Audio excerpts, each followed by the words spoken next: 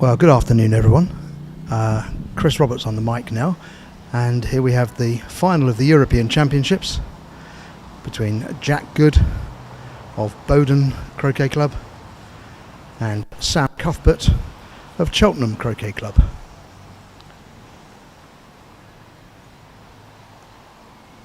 We've had 2 or 3 strokes, still contesting Hoop 1.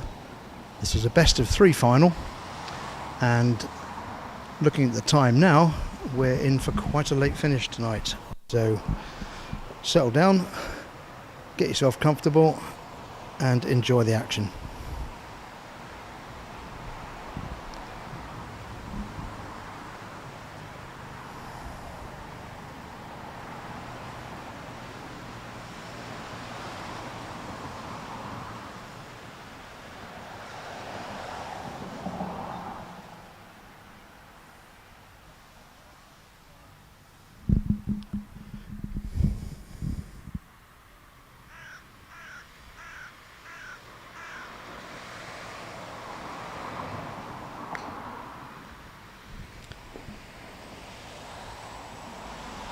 Clearly not the outcome Sam was looking for there, but it was a shot that had to be made, and this should be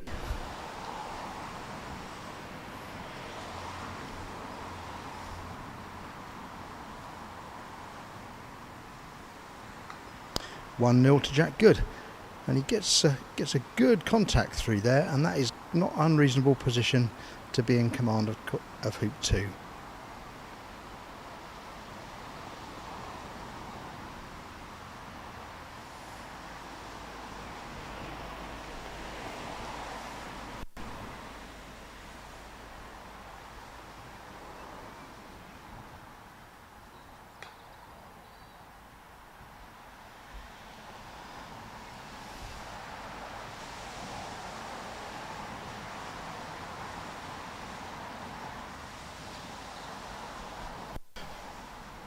Can't tell from here at the south boundary whether that's gone too long.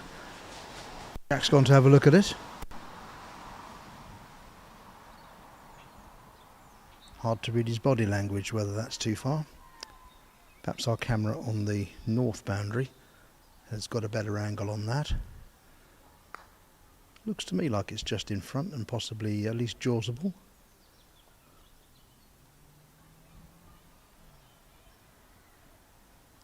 Jack content that yellow can deal with it anyway. Just comes in and takes deeper position with the red. And that looks a bit short from black.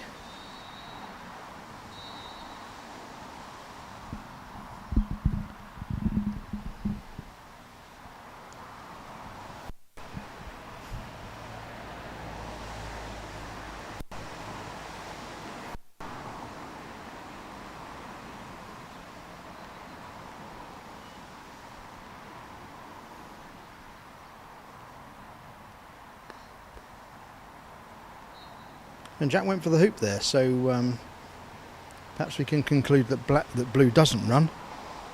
Either that or he was very brave. We'll find out now. Sam to try and level the scores.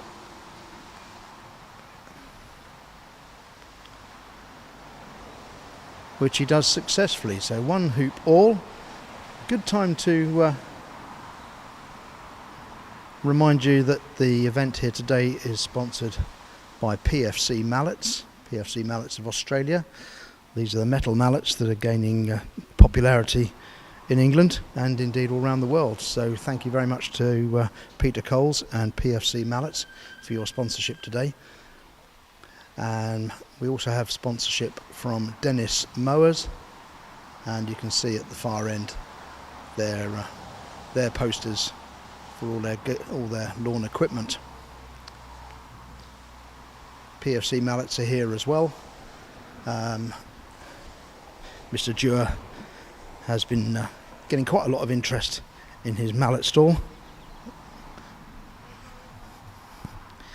I'm being offered the referee's coveted pink umbrella. She won't give me a hat, but this is now the commentator's umbrella, no longer the referee's umbrella. I have to pose for an embarrassing photograph taken by Mr. Looney. We're supposed to be watching the action, not posing for photos very quickly. And we're amusing everybody at least. There's action going on behind us. Right, so that's Amused Ireland. Meanwhile,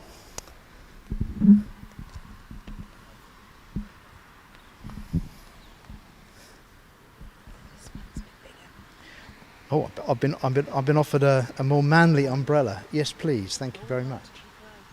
Yeah. There we are. I'm going to put my pink umbrella down and exchange it for a more manly, larger one.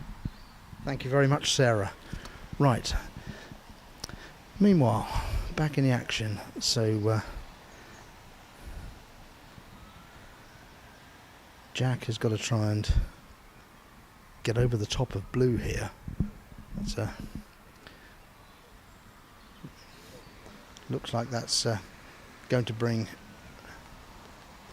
Francis Coleman, our deputy tournament referee, into referee this stroke. This looks a tough one. Let's just go and see what the gap between the two balls is. Yeah, Jack's got just enough room to get over the top there. I'd say the gap is 2 balls, so he's got to come down pretty steeply on his striker's ball to get it airborne to clear the blue. And so Francis has marked the balls, and Jack's psyching himself up for this stroke.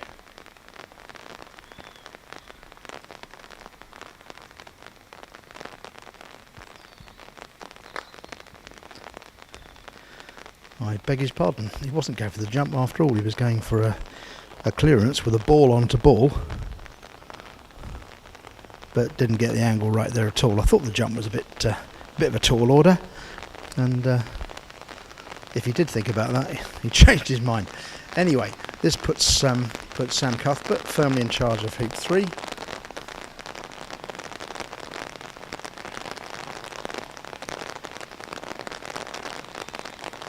I beg your pardon. Got the balls the wrong way round. Right, pay attention. That's now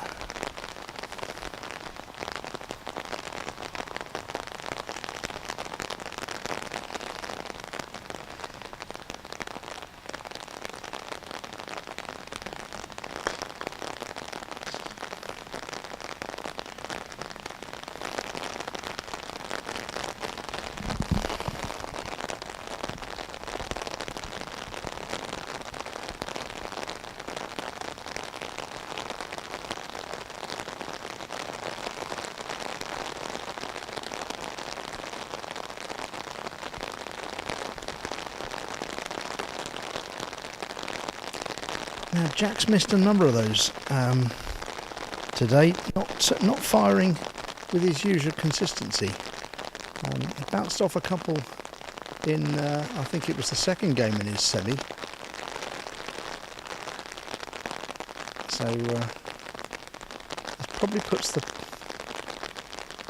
depending on where this blue ball lands, and the blue is clear of the yellow, so black has got a clear shot on yellow. At least until the red comes in now. And back here we are with the rain. I don't know if you can pick up the rain on the pictures, but it's raining very heavily now. So the players will probably contest this hoop and then be running off for proper wet weather gear, I've no doubt. Anyway, Sam with the black from the boundary.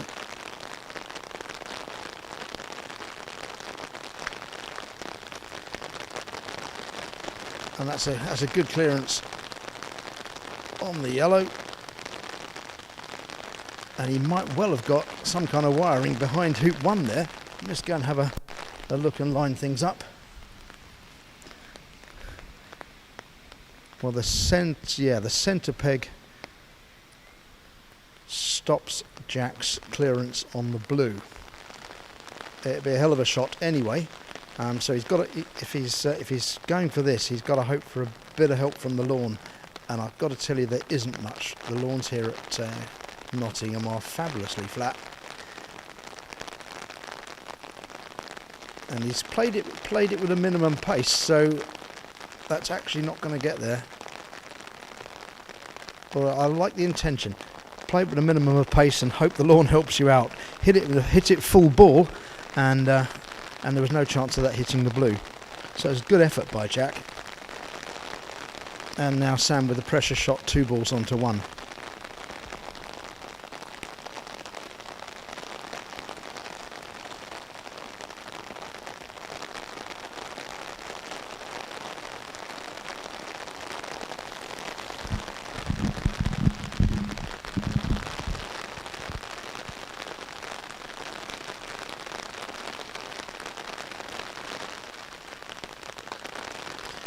And that's a great hoop. That's a really good hoop. That's a confidence builder if there ever was one. I would have thought that deserved a ripple of applause, but we didn't get any. They're a hard crowd to please here at Nottingham today.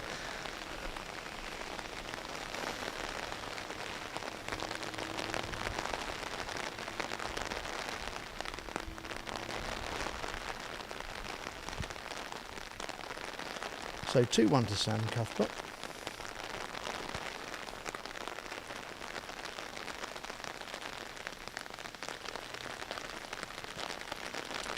Conservative approach from red.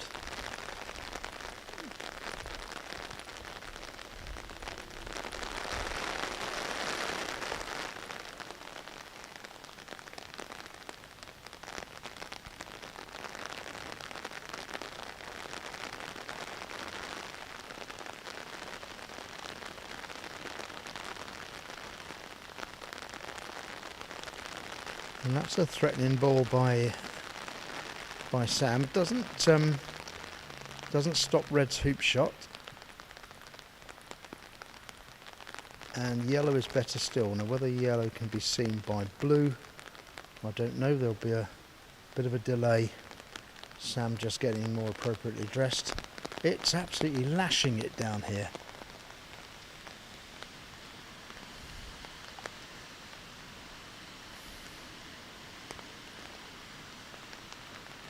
So for those of you who've not been to Nottingham before, we're right by the University Boulevard, which is a dual carriageway road. Surprisingly little traffic noise as the cars splash by, and there's also a relatively new tramway frequently served by short trams going to and fro the town centre. Anyway, back with the action. Here's Sam, and he's put one in there. I think the red is still open on the hoop. I imagine red will take black, and then the hoop. But no, looks like red's.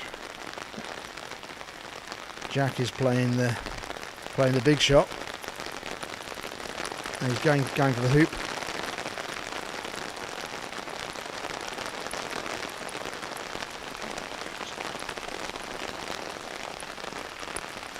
I went for a bit of each, so I think there was a change of mind there. That was the safer one. Went for the in-off. Nearly got it too.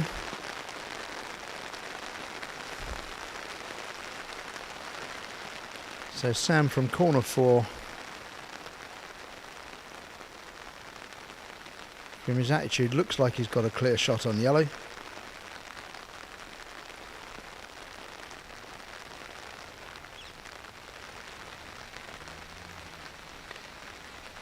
And he has. It's a centre ball. That's a super shot as well.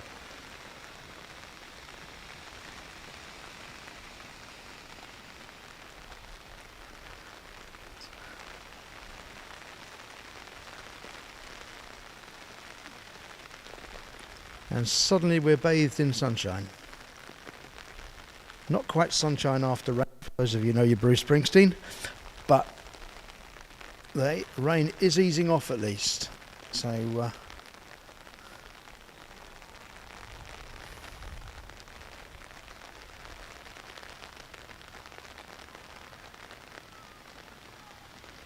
that's a miss by yellow. Should be a routine score with blue for Sam. Question now is, and I'll wander down and have a look, whether red is actually hampered to get across to hoop 5. No, he looks like he's clear to hoop 5. So Sam Cuthbert for 3-1.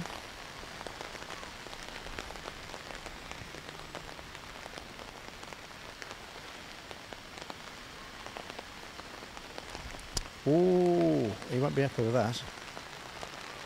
He's got away with it in some respects, in that red can't see blue, hasn't got a backswing, but a poor result anyway. Jack's thinking about this. This will be you can't get a whole mallet on that ball, and it's a referee.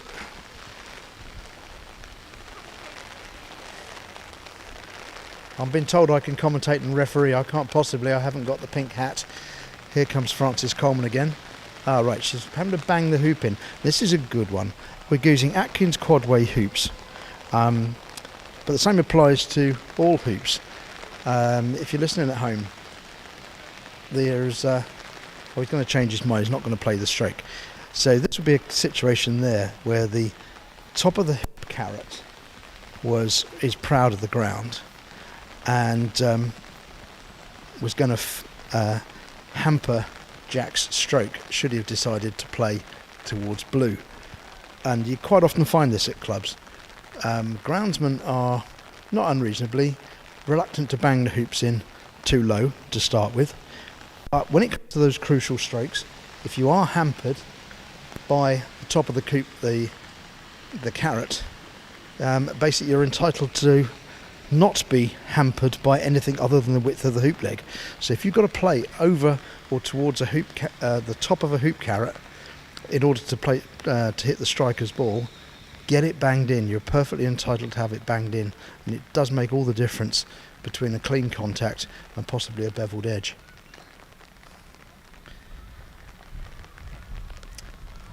So that missed hoop by Sam has altered the balance of this contest for this hoop completely.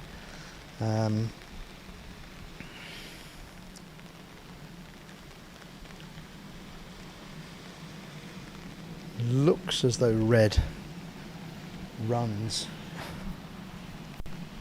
hoop 4, and then Jack has got himself in good position in legally over halfway with his yellow for hoop 5. So this suddenly becomes a big clearance for Sam, and this is all down to that missed hoop shot a few moments ago.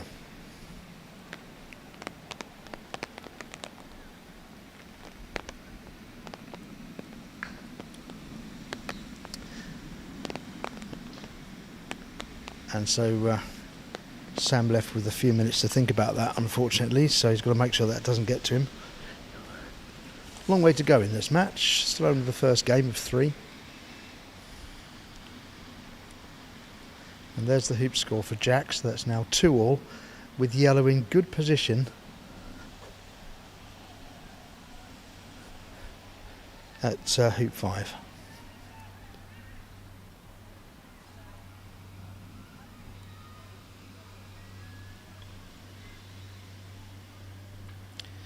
Now this is confidence for you. Unfortunately, Jack's just overcooked that. Sorry, Sam's just overcooked that a little. Having a look at that, it does go in the jaws, but Jack's got his hoop shot first.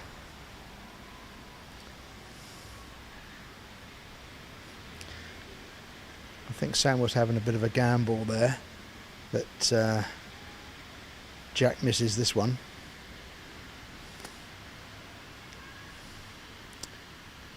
And he has missed easier ones, so he hasn't been 100% on this, so you'd back him most of the time. Well, there you go. It's not working, Jack. A little exasperated now. So he's got to get himself together. Can't have too many more of those.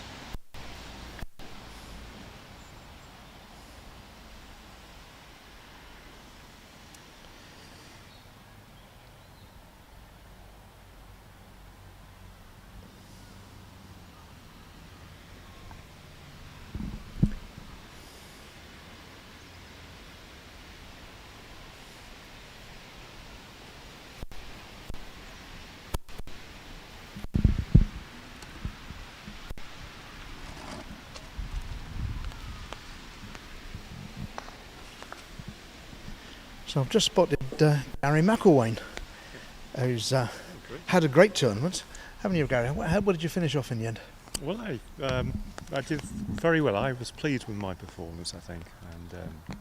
And today in the plate, I won 6 out of the 7 games. And That's pretty good. Yeah, Excellent.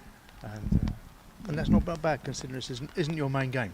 it's not my You're main an game. association player, but you are, if I remember rightly, from a couple of weeks ago, the Welsh golf croquet champion. That is correct. You beat some no-hoper in the final No, 2 weeks ago down at the lovely Merthyr Mawr ground, which is relatively new, just south of Bridgend.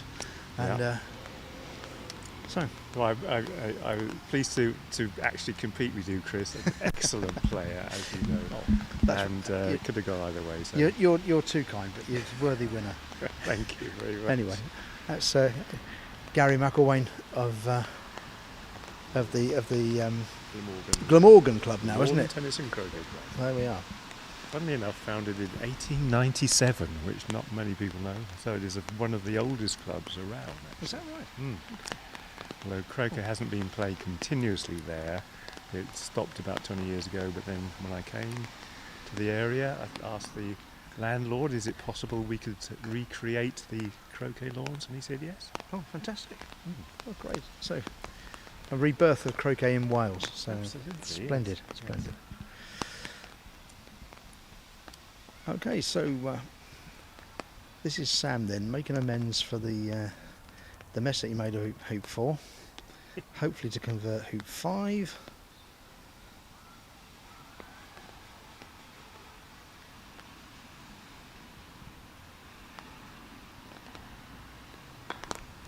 And indeed he has, runs down and takes a good, reasonable position at hoop 6. So 3-2 to Sam.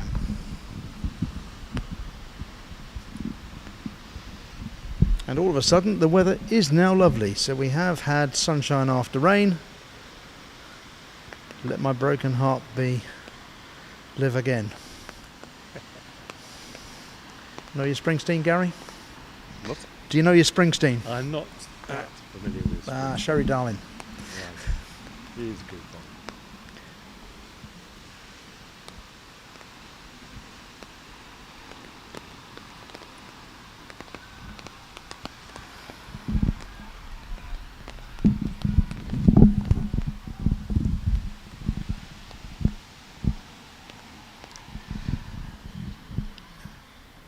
So, after a bit of contemplation from Sam, black clears yellow.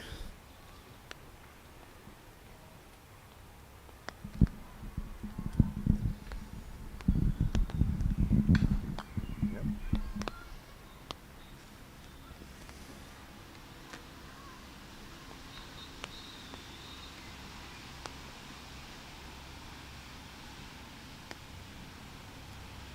Interesting one now, whether Jack takes on the blue. No, he's not. He's going to give Sam a go at this. So takes position, and that is rolling just too far. So he hasn't got the block. It's a big ask, the block across the line. So he's having a gamble with Sam's hoop running. This is a confidence builder. Sam seems to mess the last one. See what you can do with this.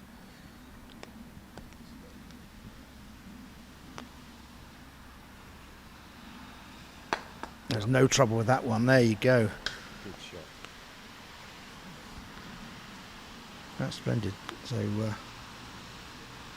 4-2 to Sam. Big puff of the cheeks there. So you need one of those after you've missed a sitter. Yes. Then back on it. So 4-2 to Sam. That looks like that's going to be a bit short, so Jack's a bit, he'll be disappointed with that one.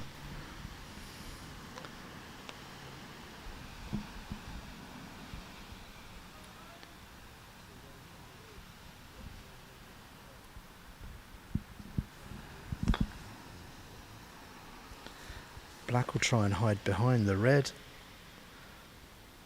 Hasn't got it, but nevertheless.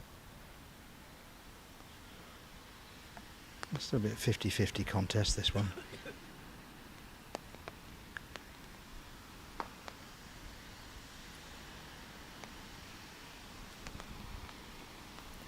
Perfect.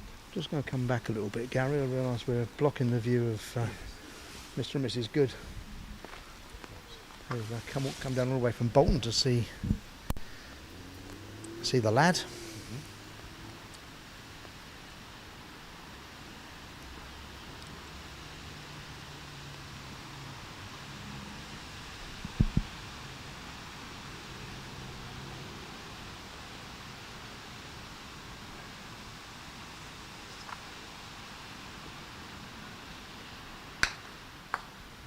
That's a super clearance. Really good. Just going to get rid of this brolly. Here we are.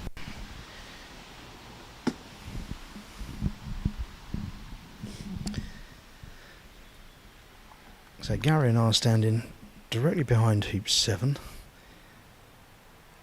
Yellow is more or less in line with red, stopping the on the ground hoop shot. Sam has got the jump. Or depending where red goes, the clearance, and we'll play the hoop for a while longer.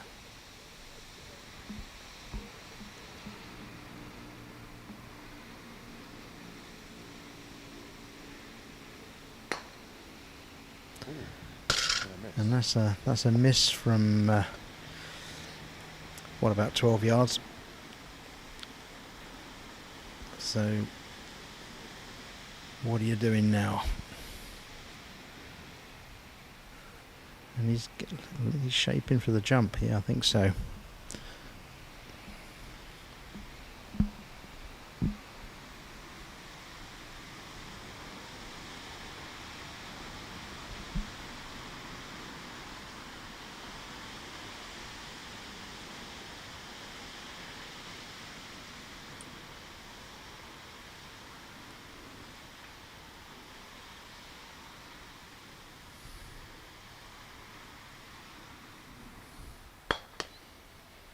Yeah, just off.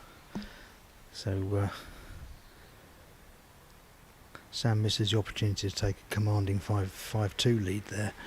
So this should be fairly routine for Jack, who will run right the way down.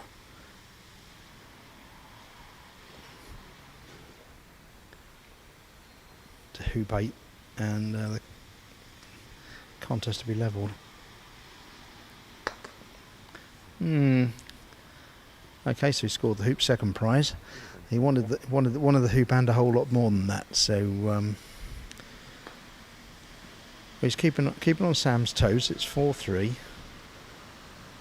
That's reasonable position from Sam.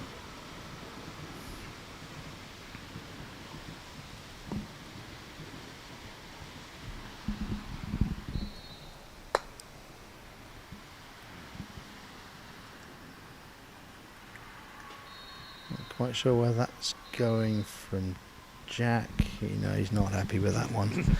That's asking to be dispatched back up to the north boundary, isn't it? If black is half tidy, and it is, so that's a really good shot from Sam. So Jack's got to hit something here. Yeah, it's tricky now because, yeah, no wonder he's having a look at this. He's hampered by his own ball for a good shot on blue. Terrible danger of hitting your own ball away and conceding the hoops almost straight away. On the other hand, if you go for black, you've got the potential peel, which is probably worse.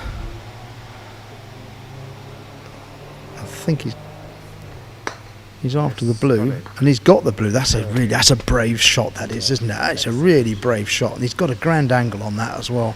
So I should think, yeah, by good fortune or design, I'm pretty sure that blue's now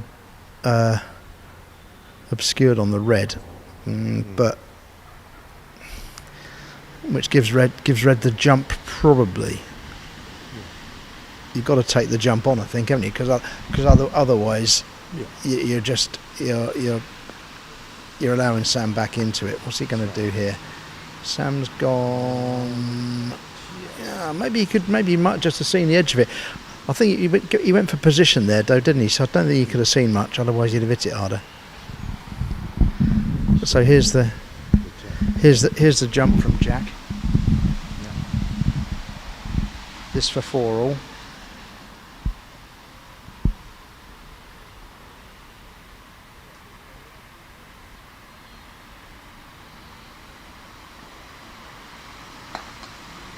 Yes, that's right. And so it is 4-all. It's interesting to see the different styles of swinging. I mean, Jack took about 6 swings there, but normally when he just takes a shot, it's one swing only. One swing only? Yeah. Right. You know, you just aims, one swing, hit. Yeah. It's fascinating. And Sam does about... Are you a caster yourself? I'm not really, no. Maybe 2 or 3 at most. I think most people have a little bit of a swing over the top of the ball, don't they? In some respects, some people go on forever, tedious. Right. But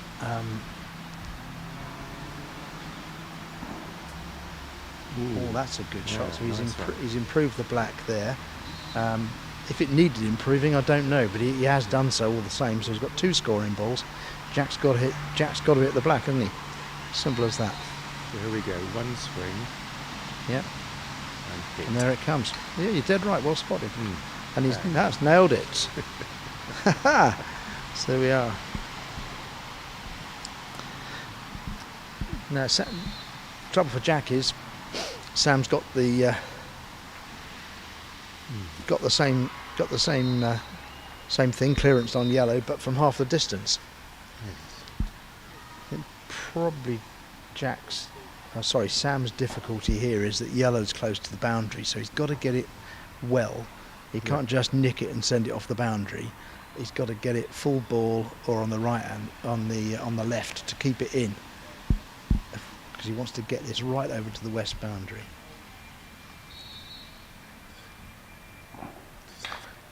Of course, you've got to hit it first, Sam.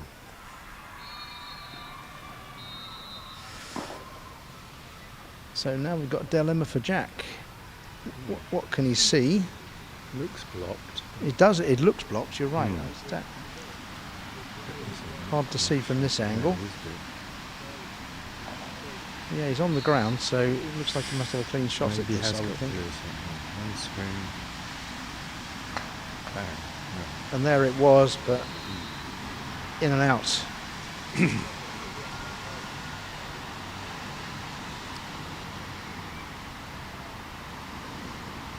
I was saying before in the semi-finals that people watching at home, you're watching the. So wait till Jack scores this. Sorry, Sam scores this. Yep. And there it is on it, and that's come right the way down. It's going to be a little bit too far, but nevertheless, he's got the score 5-4. Yeah, I was saying in the semi that watching at home and seeing these top players miss hoops, there'll be people sitting in there saying, well, I could have scored that. And an actual fact, ladies and gents, you probably could do at your club. Yes. These are very firm hoops. They're Atkins quadway hoops, which are probably the most challenging, provided they're in reasonable soil. And so... and the clearance is a millimetre. And the clearance is a millimetre anyway. But the firmness of the setting with these hoops is what does it. We've just got a pause to proceedings. Jack's scurried off for a comfort break.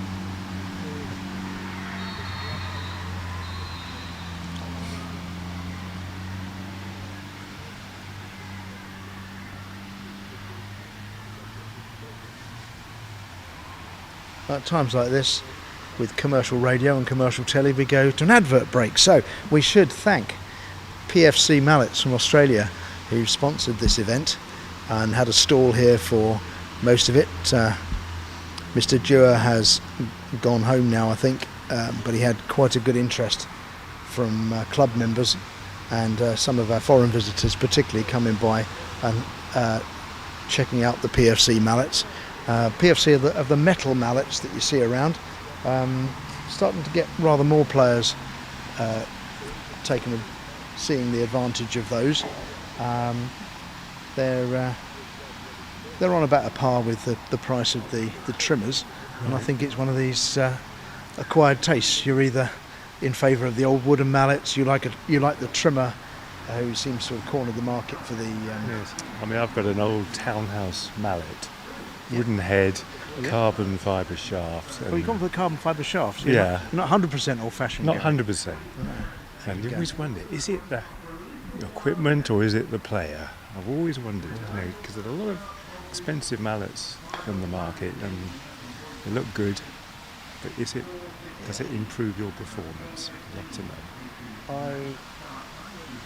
Excellent. I think it's got to, hasn't it? I mean, if a good player with the best equipment's got to be better than a good player with something poor. Probably. Yeah. Probably. So I think it's got to. I'll have to get And you it's going to improve your head if nothing else. You can't. There's no hiding place. If you've got one of these top mallets, like a trimmer, like a PFC, then if you can't perform with it, I'm afraid it is your fault, and there's no hiding place there. That's true.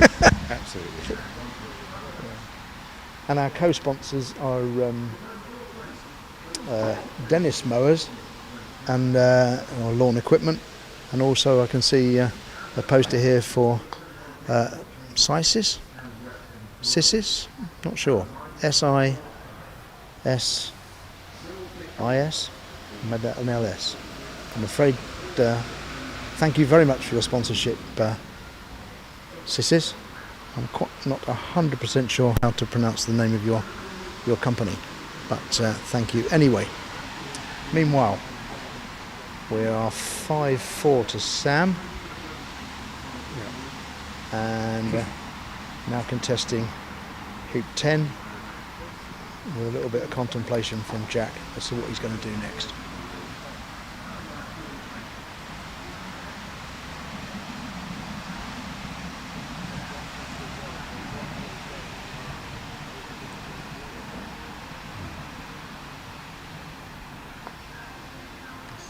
So Jack takes position hiding from Black. Looks like Black hasn't got a shot on yellow either. Only really got coming through the back of the hoop then. The main thing he'll be worried about here is exactly that. Not because now with yellow clears blue, red's got a relatively easy jump and black can't get across to the next hoop, so all of a sudden the Jack's looking for the wide spot and he must be very close to it. Yes, he is. I think now the only thing Sam's got left now is to try and push black out of the hoop. I don't think he can see red. Can he see red? No, he's just going to try and push the black out of the hoop, and that is not such a bad result, because at least if Jack does do the jump here, but that's a tall order because black's very close to it. Yeah, he's got to get off the ground before. Even if he does score the jump, at least the first ball black across to hoop 10, hoop 11 is free.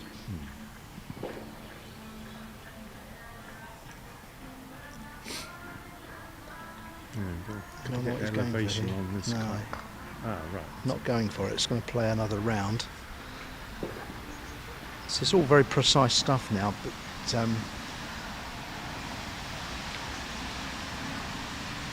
one's got to assume that black can't see red. And so basically Sam's got the same stroke again, hasn't he? But the problem now is that yellow comes as well. So even if black does push blue through, unless he can land right on the black, right on the red, then yellow's going to clear blue anyway. What's he got? Just position. Just position. Right. Okay.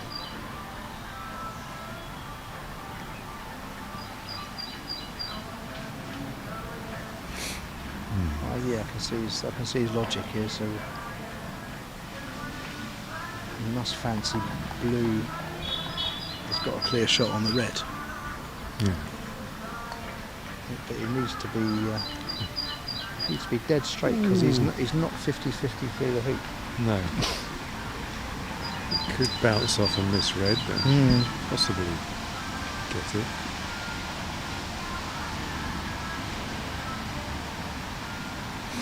I think he's just going to push it up as close to red as possible. Yeah, I think so.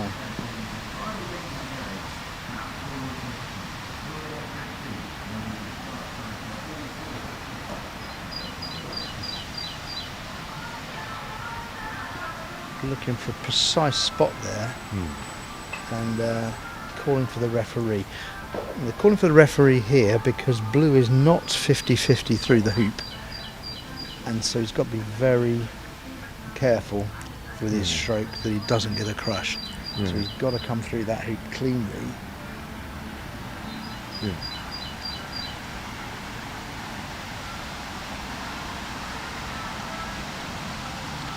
Sam's just dropped a clip there.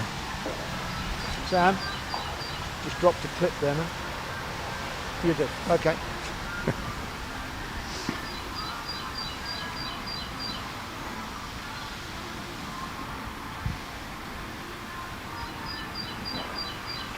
Oh, so that was the clip he took off the hoop, wasn't it? Yeah. He's thrown it on the floor. He didn't drop it at all. He threw it on the floor. Missed that. So we've got Frances coming on and doing her full referee duties. There's all sorts can go on here, so she's marking all the balls. So this is in case there's a fault. The opponent will have a choice to have the balls replaced, so we mark the balls so we know where they are. So what faults do you think could happen? I think it's a crush is the fault here. He's got to come through here very cleanly. If he gets any kind of wire, I think it could be a crush. If the ball's more than 50-50, he's all right because he's not going to crush against the wire. But when he's back as the ball is, so France is looking rather carefully at him from behind, getting dead in line with that. And that came through pretty cleanly, so he's got to be happy with that. And yep, a clean stroke, no fault called. So that's not a bad result, is it? That's not a bad result at all. He's so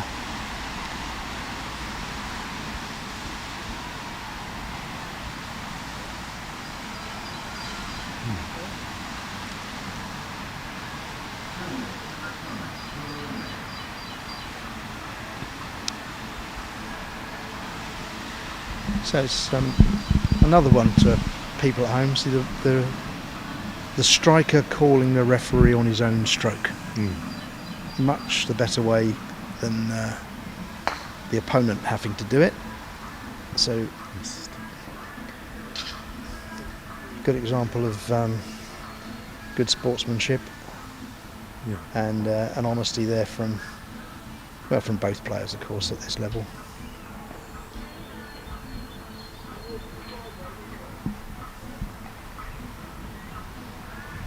Right, so leading 5-4. Sam's taken on the hoop. Let's give him 6-4 if he gets it. Yeah, 6-4 if he gets it. It's about strong. Seems to be going for the big thrash again. Yeah. It's obviously his favoured hoop running style.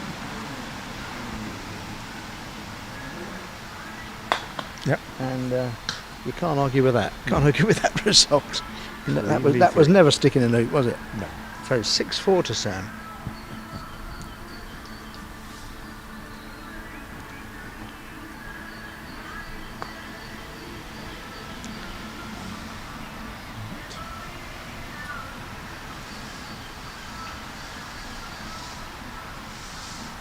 So Sam's the one. Jack's now needs all the remaining hoops. So Sam doesn't, and Sam only needs one of them. So all the pressure on Jack. Sam's only concern is not letting Jack score all three. So no need to take too many chances here if you're Sam. You've got to take any chance that comes your way if you're Jack. Yes. Now, has Sam blocked himself from black on yellow? That's a good point. Yeah. Looks a little bit like it. And if he hasn't, then red might have done. Yeah. Jack has.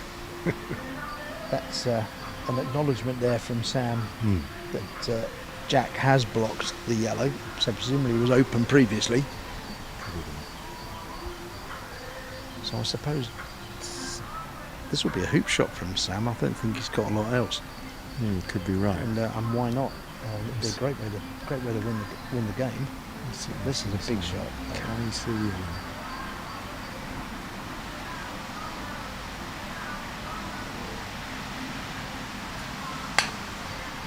No, that's gone wide. Well over halfway. So with blue there, Jack can't jaws this.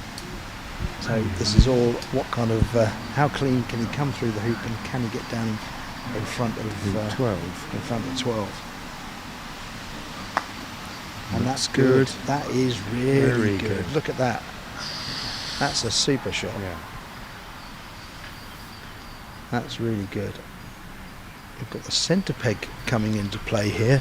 I don't know what blue has got. We're just kind of wander along with our roving mic, and all the options are open. Blue can see yellow. I suspect he'll just position and overdoes it a bit. He's still got the safe clearance with black from the west boundary, approximately level with hoop 1. It's a long way, but Jack loading the front of the hoop. So if blue's gone too far, it's advantage Jack at this one. It is indeed. Oh, of course, yeah. Black was offside, wasn't it? Yeah. Yeah. So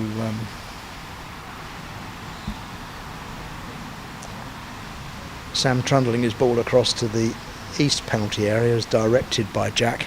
Just pausing to have a look at the layout of the balls there. That's not such an easy stroke now, because red's in the way a little bit as well. So trying to get favourable position to roquet from that offside position. There's nothing lost here to have a shy at yellow. The one thing he doesn't want to do is take position in the middle, because yellow or red's going to score anyway, and he doesn't want to give Jack a flick off up to hoop 13. No. So a shot across the court here, trying to collect yellow, is a safe one. And he's got it straight in the middle of the ball. That really changes the. Excellent.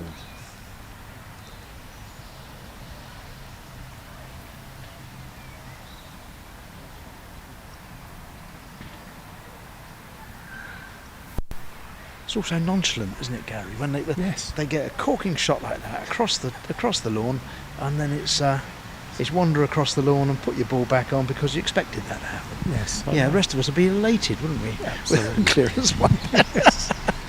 Yeah. It's just extraordinary.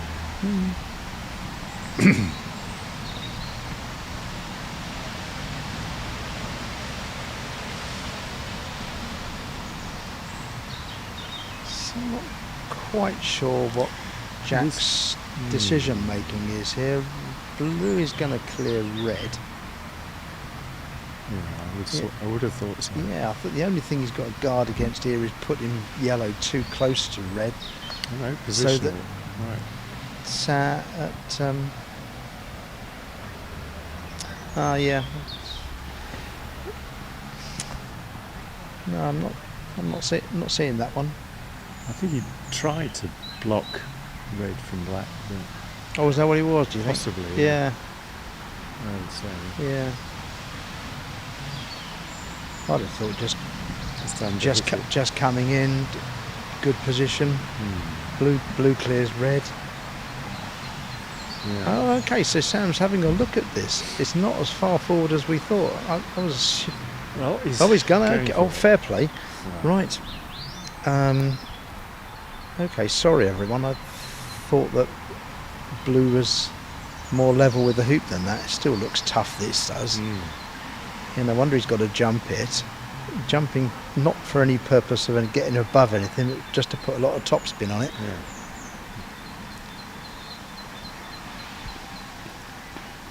I'm not sure about this. Would be a good shot if he gets this. Crikey.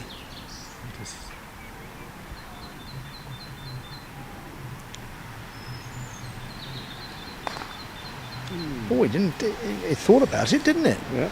Crikey. Now this is. You or I probably would have cleared red. Yeah, I'd have cleared red all day long there. Yeah. So, because he has actually potentially stuffed himself up there, because has blue got a clear shot up to 13? That's what Jack's having a look at. Yeah. If it hasn't, red jumps for joy, really, because he gets two things. He gets the score and the only one ball to play with. Marginal for blue up to 13. I think so. I'm just going to wander along into corner 3, and we can have a look and see what he's got. Sorry, everyone. Forgot to duck with the camera. Oh no, blue's well open. Yeah, blue's got a well open shot to hoop 13.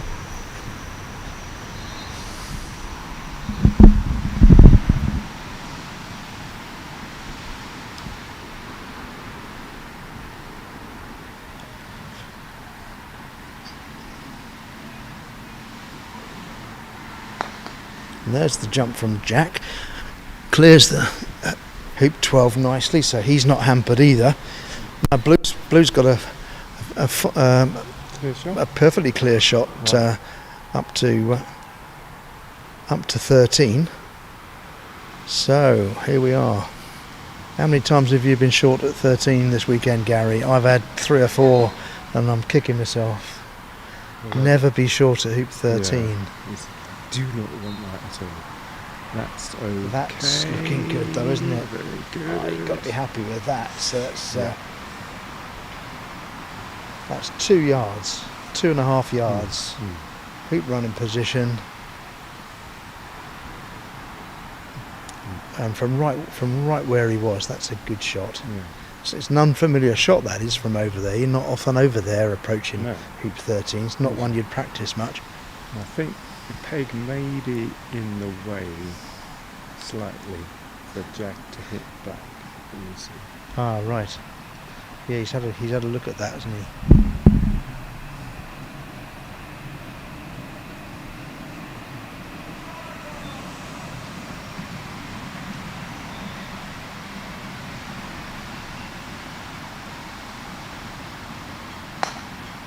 No, He's having a look. ooh. I've not got that. Looks a bit crestfallen, does Jack now? So do we conclude from that red, although red's got a clear shot up, that maybe red can't see black? Yeah, it's quite likely. Yeah, red could be obscured on black through hoop 13. So Sam to press home the advantage. That is going to be short, Sam, isn't it? That's short. Yes, it is. Oh, Is you're it going to like that. Yep, we didn't like that.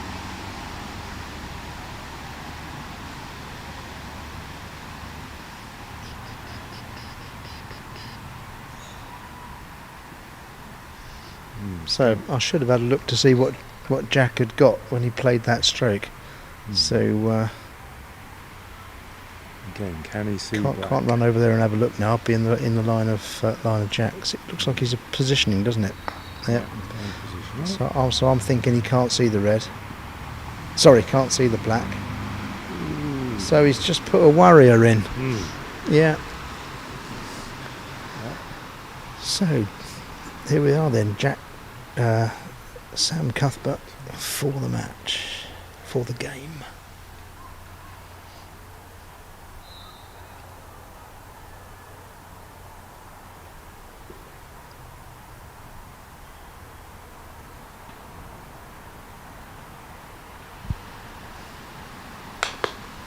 Oh no. 10 swings, I think. Yeah. Oh, they'd be cross with that. I can hear the groans in Cheltenham Clubhouse from here, Gary. Yes.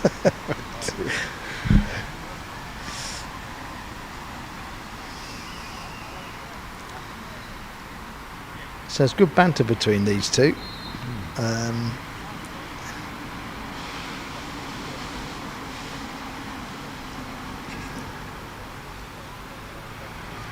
I'm assuming blue can't see red. Looks like that, yeah.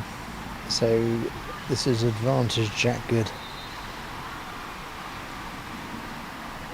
He's got an angled shot of the hoop, but I'm not sure he's going to take it on. Is he going to take this on?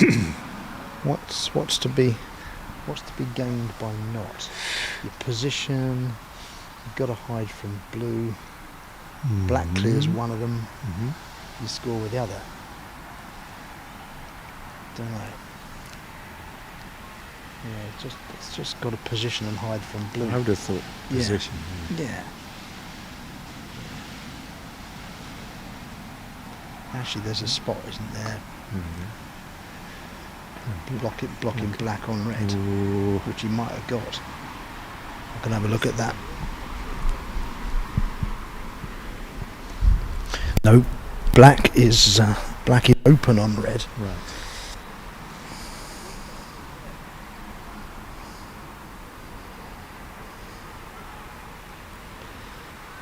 Which of course doesn't matter. Get your colours right. It doesn't matter. Red goes first. Twit.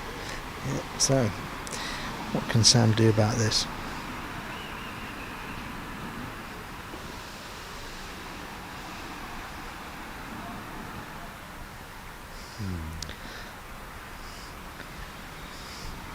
This is where you're kicking yourself with being short, isn't it? Your blue's not in the game. Absolutely.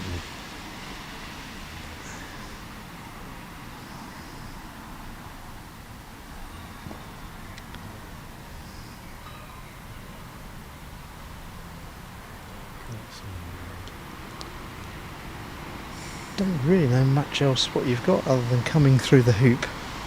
Just trickle through. Through and hope for the best. I don't think you've got a lot else, have you really?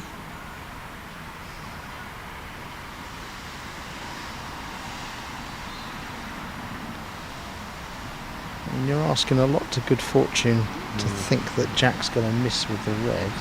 It's just going to clear yellow, I think. Yeah.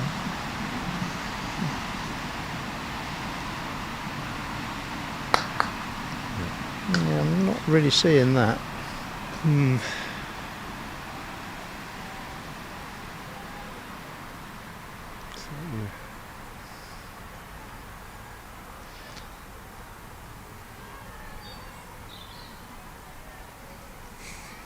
So Jack just wants the hoop nice and firm.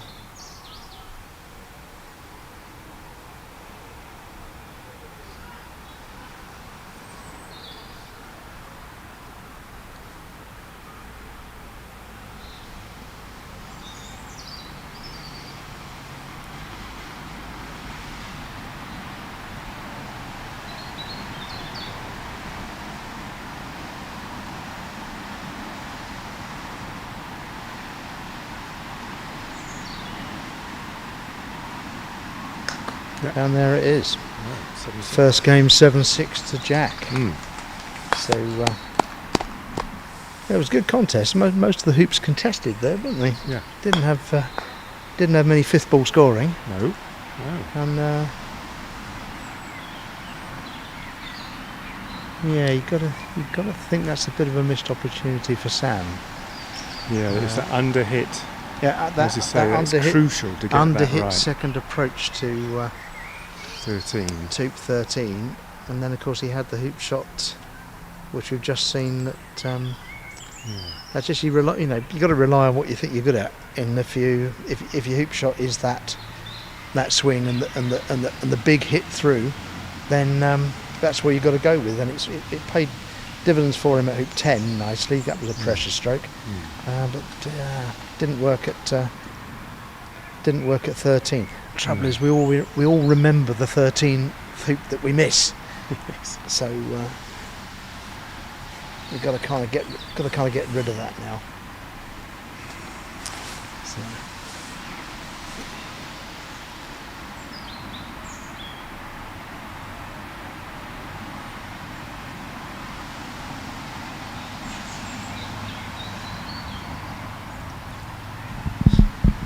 So a bit of a halt in proceedings. Meanwhile, looking around, there's activity on the courts. Things being tidied away. Lots and lots of volunteers been made to this event happen. From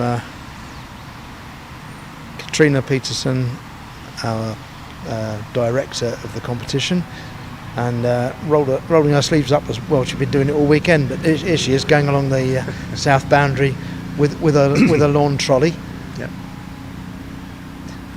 Ian Burridge has been over there clearing the courts up, so player volunteer as well. I was interested in Sam's backstory, or do you know about the fact that he broke his neck about 3 years ago? Yes, indeed. Yeah, he did. Out in New Zealand for the World World under 21s. Right. And he's suffered an appalling injury. I understood. And here he is back playing again. I mean, he was a really exciting prospect before that, and of course, the injury like that stops you playing for a little while. But I think it was only about 18 months or so before he was. I'm guessing it was 18 months or so before he was playing again. Yeah. And then he came back, was a handful straight away, and he's just getting better and better. So I think with performances like this, he moves into it's even stronger into that group of elite players that England now have, all roughly the same age. The England team for the World Team Championships, the Openshaw Shield, which happens every 4 years, is a really young team, or really young squad.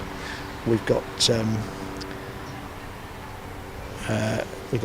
Jamie Birch, who's hello Jamie if you're listening, who's I don't know how old you are, Jamie, but you're nowhere near as old as me and Gary, and but the old man of the group, and still a young man. Yeah. Whereas the rest are all in their 20s.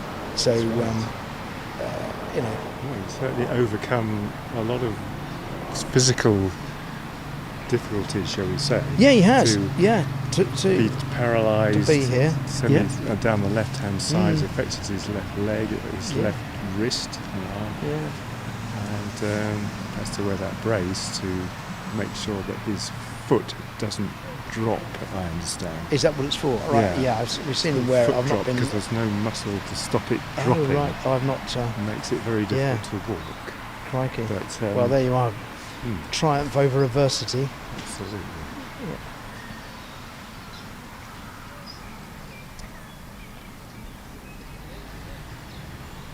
Yeah. So Jack's reappearing.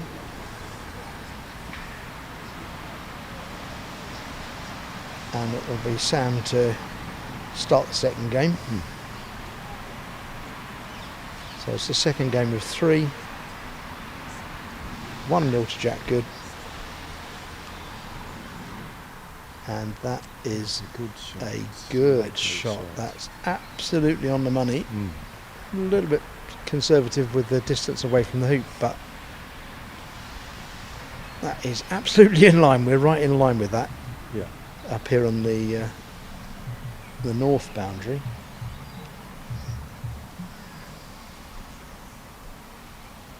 What's your theory here? I think Jack will try and clear I think it. Jack, he's shaping with a bit more. Yeah, he's going to have 2 goes at this. Hopefully he'll only need the first one from his point of view.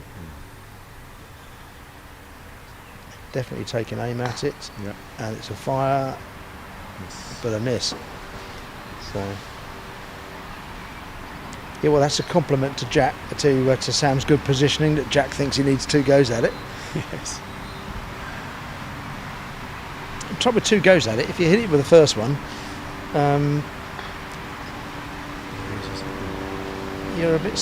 you're starting to get into the contest straight away. Good. And that's nice as well. That's a runner. May have blocked yellow, possibly.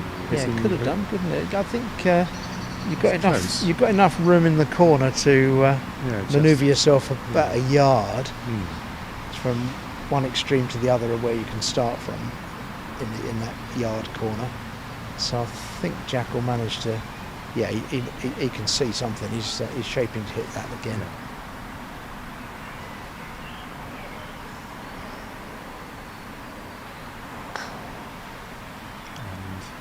Yeah. So 2 shots, 2 misses, but they're tough ones.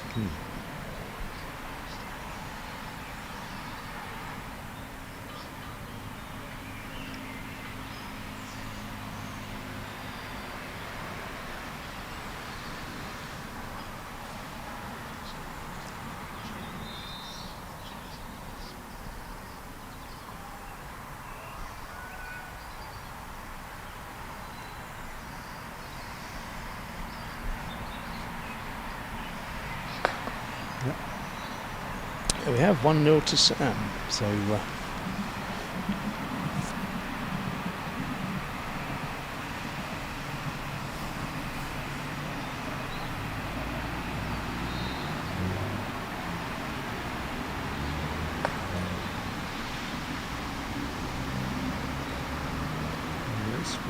That's good.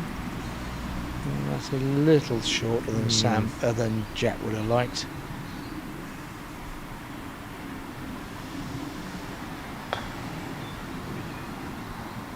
Looks a better weight. That clears the red. That's not too much wrong with that. It's in a little dent along black. Did black fall into something there, Gary? Oh, right. Wobble just a bit. So here we are, positioning again.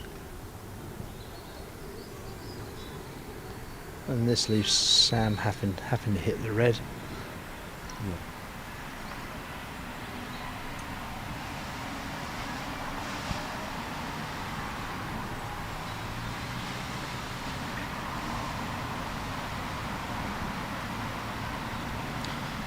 Familiar casting,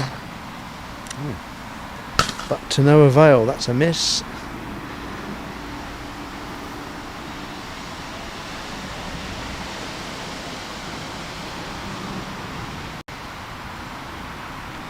Now Sam's just marking the ball there because, as Gary spotted, there's a possible dent, so he just wanted to be sure that the ball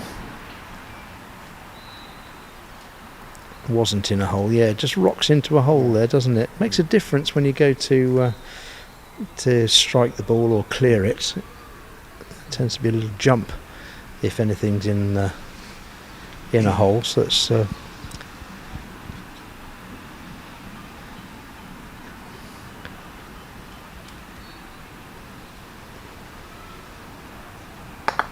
yeah. So it's good. It's good sporting stuff there, isn't it?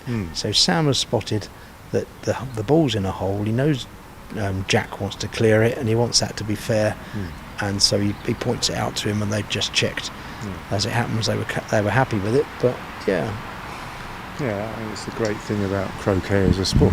It's so sportsmanlike, and it's so much sportsmanship. Absolutely based on honesty, isn't it? Yeah. And if you don't want to get an advantage you shouldn't have.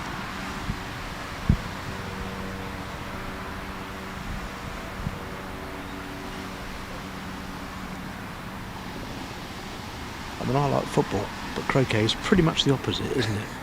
Yes, I would say so. Croquet's absolute In honesty. every respect. Football is what you can get away with. Yeah.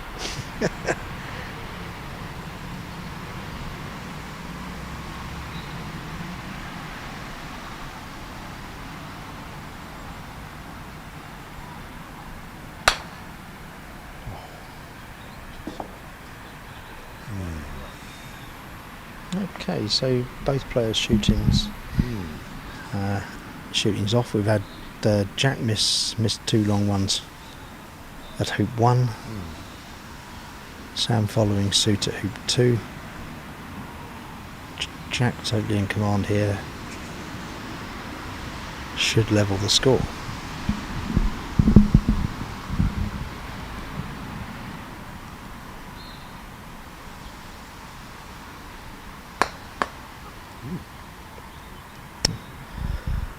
And does he not like that? In the words of Graham Taylor.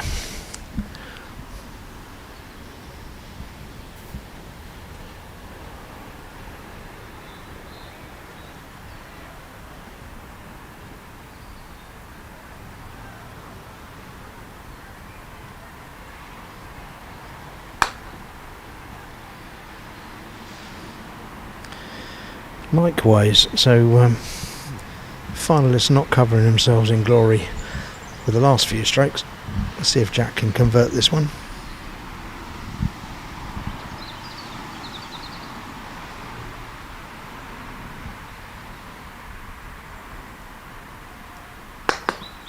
And there you have it, that's 1-all. Good moment to I just moved out of the way of the advertising hoarding there. This is a company called Sysis, I think, who do lawn equipment. We've got pedestrian aerators, pedestrian scarifiers, pedestrian slitters, and reversible levelling grid for sorting out your unevenness of your court. So thank you, Sysis, for sponsoring this event, along with Dennis Mowers and I believe the main sponsors of the event, PFC Mallets. Hello Peter Coles in Australia, and indeed anybody else who's up early in Australia.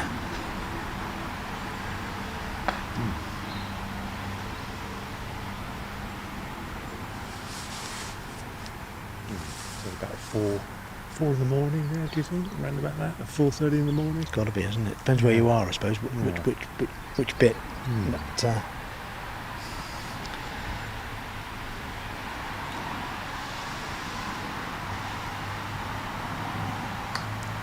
yeah, so you've got to be keen if you're Australian, but we know you are.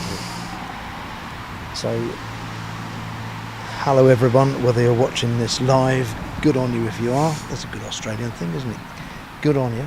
And if you're watching it on a recording, it's nice to have you viewing as well.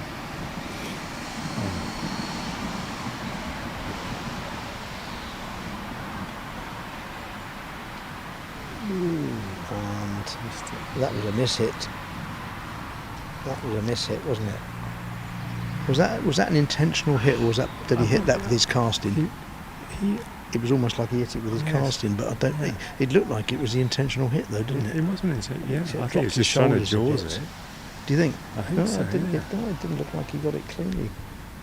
But, Okay.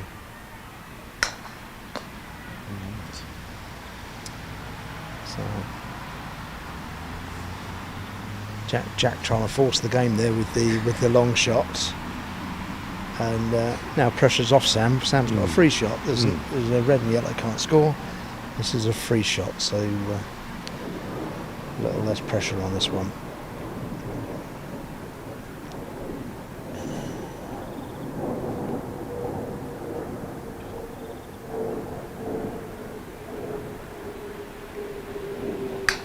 yeah. And that's another one we've pinged right the way through off the south boundary.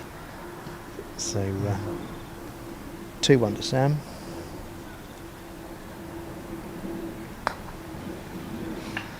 probably catch in the background. We've got Dawn Good, Jack's mum, womanfully sorting out the scoreboard. In fact, you've broken it. Have you, Dawn? Have you broken it? Yeah. No, she has to. That's one way to win a game, isn't it? Get your mum on the scoreboard. That's the way to win.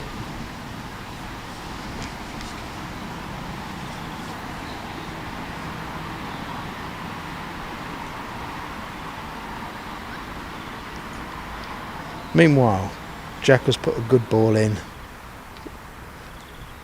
Thank you for that, Dawn. I thought we were foolproof. There you go.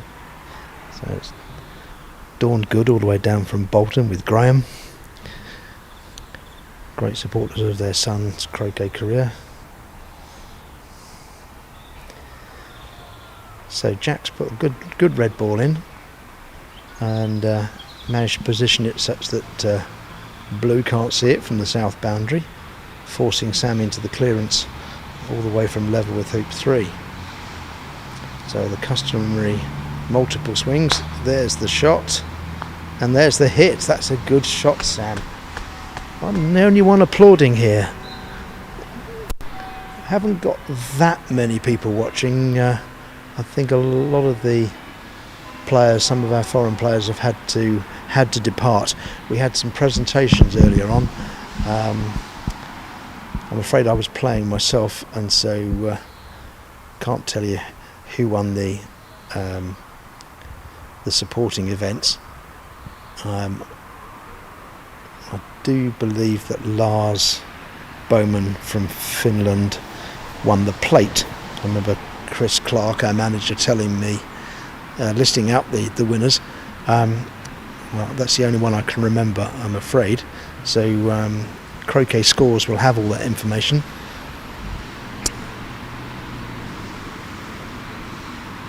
And I'm sure in a wash up to the end of these proceedings, Duncan will probably inform us all of who won which events. But it's been a great tournament here and wonderfully hosted by Nottingham Croquet Club. They've got good volunteer force of ground staff, firming hoops up, setting all the lawns up in the first place, of course. Meanwhile, let's see another strong clearance from Sam. So that keeps this hoop nicely alive. Yeah, I was just talking about the volunteer force they've got here. We've had a flurry of different faces over the 4 days, and a really good team effort from our host club Nottingham, down from their president Ian Vincent, who's been the referee of the tournament. We've had visiting referee Frances Coleman has been his deputy. You've seen her on and off the court with her familiar pink outfit. But we've had lawn staff setting up the courts each day. The hoops have been really challenging, good for them. Just pause a moment because Jack's got a tricky shot now. This is a jump over red, and this will press home his lead. He's 2-1 at the moment, and this is a good chance. And that's a beautifully executed jump. That's really good. Nonchalantly comes forward and puts his clip on the top of the hoop like he does it all day. And it's a 3-1 lead to Sam.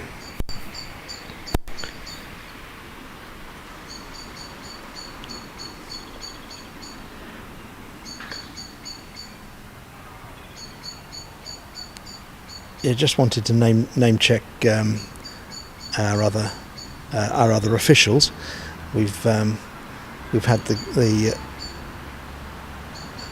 event directed by Katrina Peterson, who's marshalled everybody around with the logistics of the whole event marvellously well. I'm afraid I don't know the names of all the catering staff, and I think Declan was one of the lads who was doing the hoops. I'm sorry I don't know the name of your colleague, but they've been here all 4 days doing the hoops, and we've had a collection of different club members looking after the catering. So we've been really well looked after, and full marks to Nottingham Club for putting such a great event on.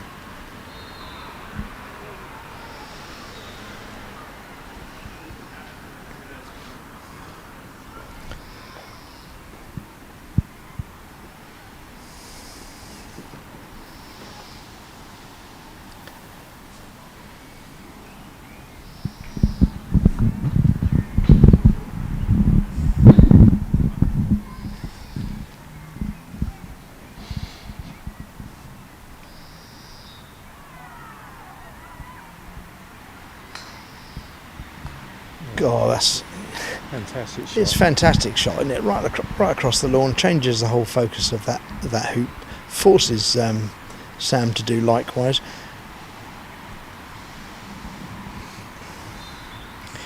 It's basically the respect that the players have got for the ability of the other that you don't allow anybody to sit in front of the hoop. I mean, if we're playing club play or anything below this level, really, you know, you just put a ball in and you'd allow your opponent to have that tricky hoop shot. But at this level, they just don't do it. It's I can't afford to. The standard's so high. Well, they're so confident on their shooting from nearly any distance. It is. Yeah. Fantastic, really.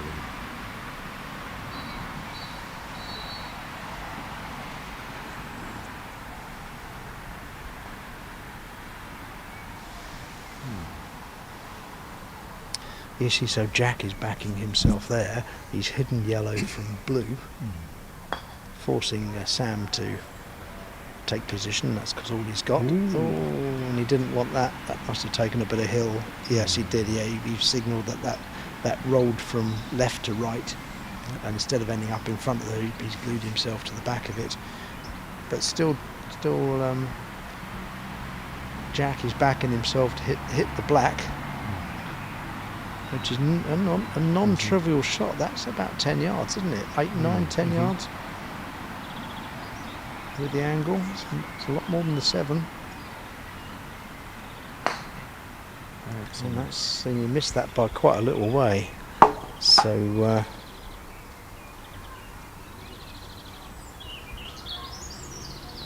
a controlled clearance here and holding position with the black for Sam.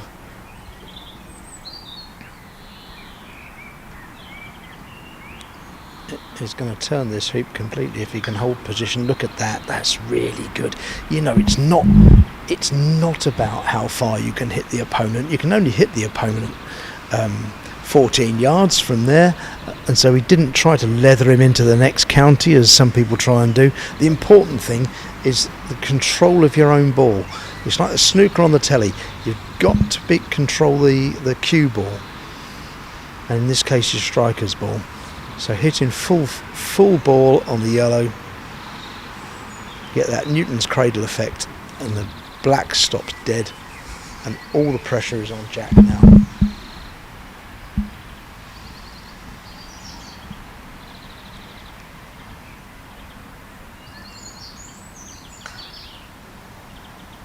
Shot. Cool as a cucumber. He's done it again. So still big advantage, Sam. Dribble through here to 0 position, I'd have thought. That's right. So red's got to hit blue. Red's got to hit the blue right from over in front of us. What is he, about 4 yards south of corner 2. Do you think yellow can see blue or not? I don't know. But he won't remain there anyway. So.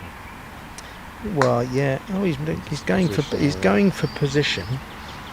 You've got to. Has he got that? Maybe. Yeah, I think he has. Because you've got to expect black to clear yellow, and then you've got, with that shot from red, Jack is backing himself to hit blue from wherever yellow ends up. Yeah. but that's going to be on the west boundary somewhere. Yep. And that's a better prospect than the one down here with red, isn't it? Yes. So he'll go for Sam blue now. Sam needed an angle, but you know, you're not going to try and go for an angle at that distance of clearance. You're just doing consistently hitting them at that distance is so good. That's why these lads are in the final. And I was in the bowl, and you were in the plate, Gary. That's why. That's why. Yeah.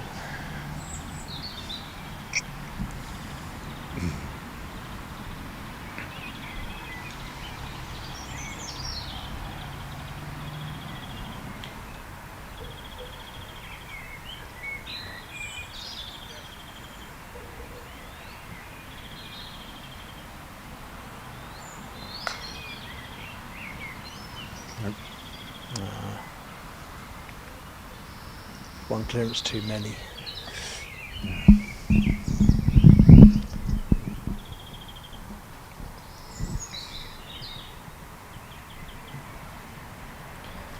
So this looks straightforward enough.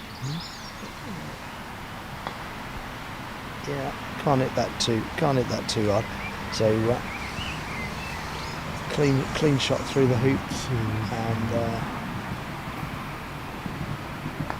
4-1's a nice score for Sam.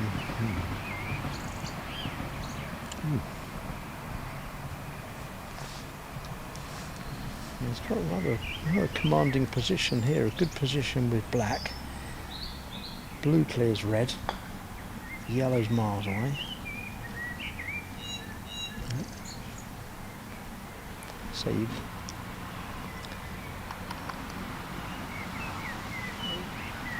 Jack's just coming into position, so it's a similar scenario before, unless he gets a block here, which he hasn't. Blue will clear red, and Jack will back himself to clear black from wherever he ends up. Yeah. Agreed.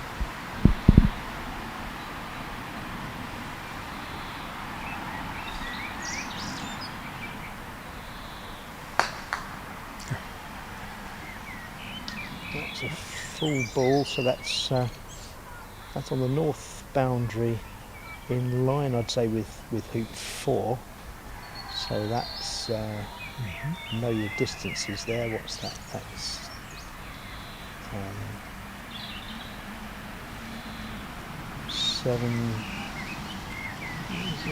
14 yards, perhaps 13 yards. Yep.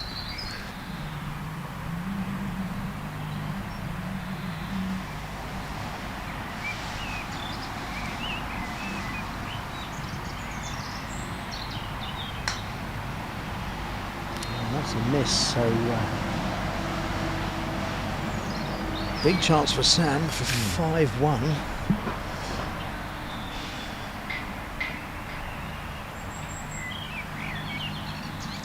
So let's see, he's going to go for the big swing and the big power shot again. It looks like it. Just relying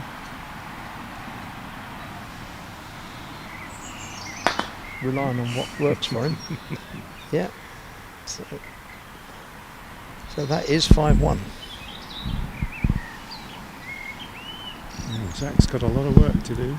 He has, yeah. So Let's see what happens. one game up, remember. So That's a good positioning shot. yeah.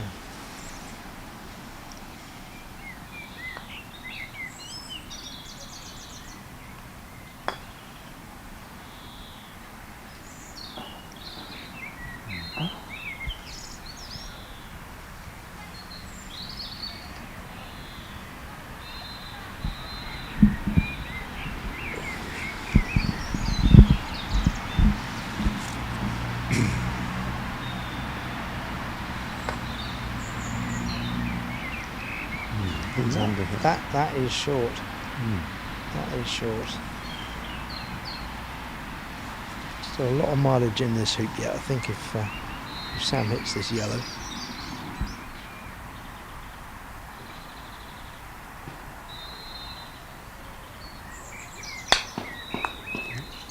Yeah, and he's not got a good contact on that. He can only hit it to the west boundary anyway. So you fancied there'd be a bit more mileage in this hoop, but unfortunately he's sold himself and lost his black ball further down the west boundary. Yeah. But this is fairly neutral at the moment, this hoop, I think.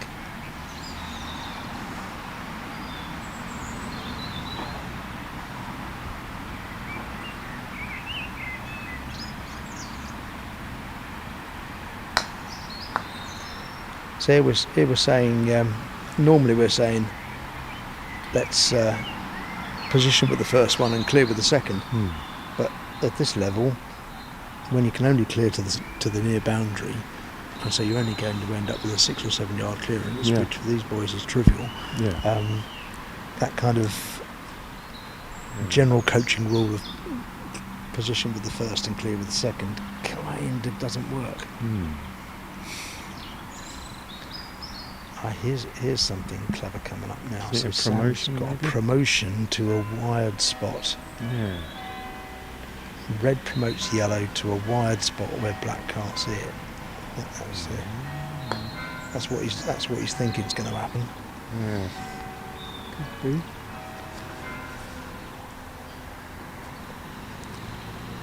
It is difficult to get right. It is difficult to get right. Jack's got to wonder whether he's going to do it or not. He's got to hit yellow to a precise spot, or not bother and play the hoop around a bit longer. Just clear blue. The thing is, Jack needs more than this hoop. So he not only needs scoring it, he's got to get right down to the next hoop. So he's got to get back into this game somehow. So. He's going for the promotion. Going for the spots. I don't know that I think he's probably hidden from black, but can he run the...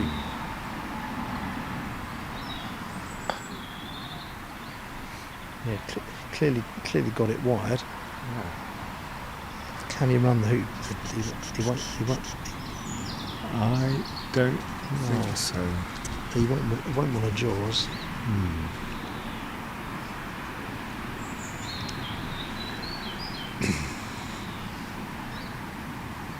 Looks to me he's just going to put it in the jaws. That's all he's got. Yep. It's not even in the jaws properly.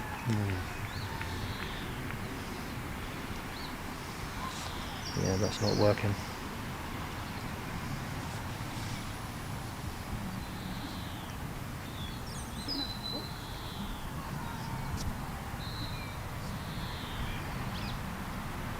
Just the clearance.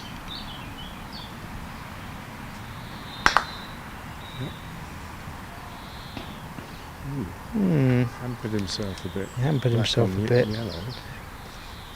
Blue didn't hold position. Black's obviously, well, before he put the blue there anyway, black was confident in clearing yellow. Yeah. I think he's still got it, but it's just a bit more awkward.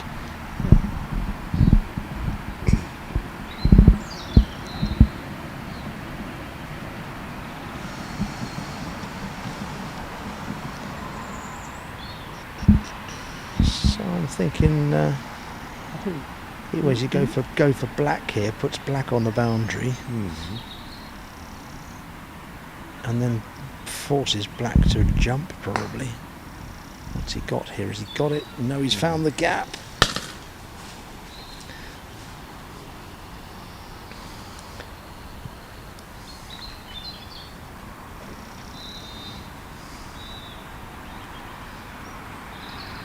So you are ball boy Gary McElwain.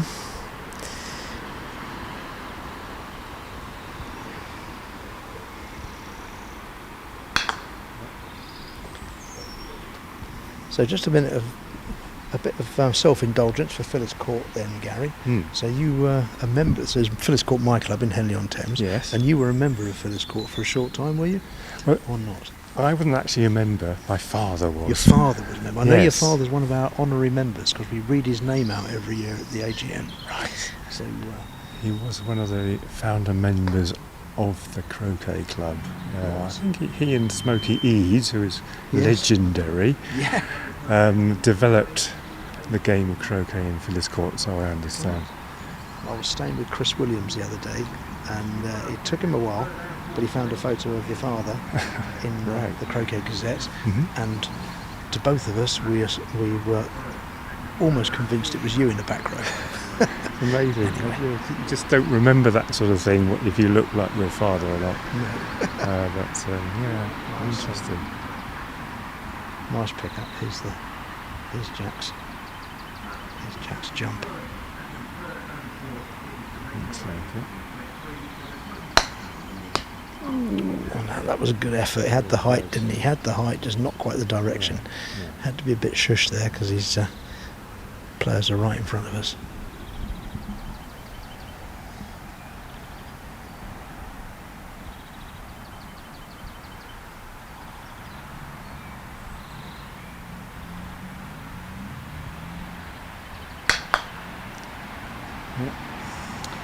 Good shot. And well, that's certainly done the job on yellow. Yeah, I don't think you can No, see blue yellow, from there. you can't see blue from there, so Very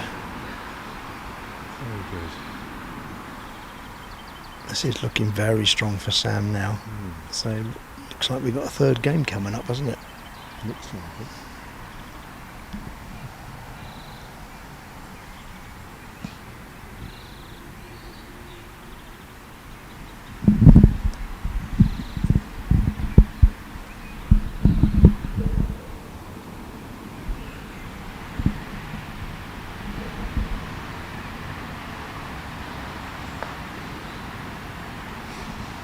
Just gonna. Yeah, so Jack concedes that one. Sam's just gonna see whether he's made it over halfway or not. Yeah, could be. We'll know in a minute. So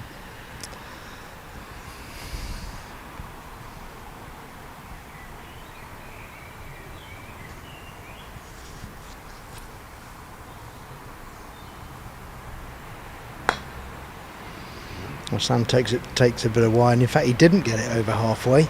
So Sam directs him over to the east.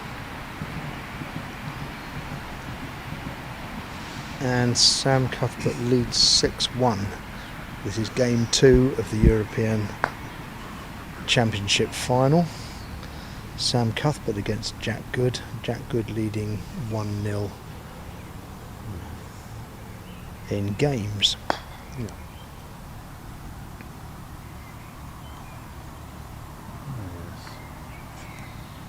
Okay, so good approach by the black. Blue with a clear shot on red. Can only send him to the west boundary, so let's if yellow can come in here, then this is at this level you'd say still a neutral hoop. Yeah.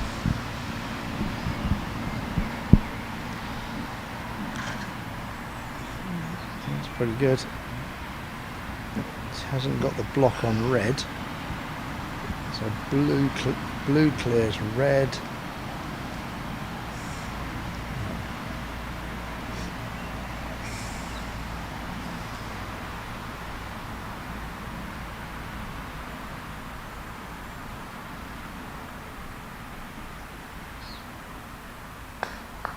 Ooh.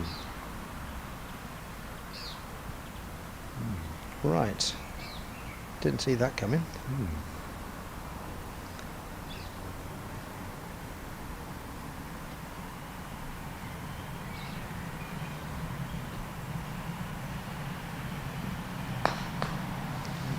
Oh, and that's it for Jack. So See if it. so this is Sam for the second game. Yeah. I mean, if it'd been you or I, we probably would have cleared black, but. Yes. Yeah, with the game resting on it.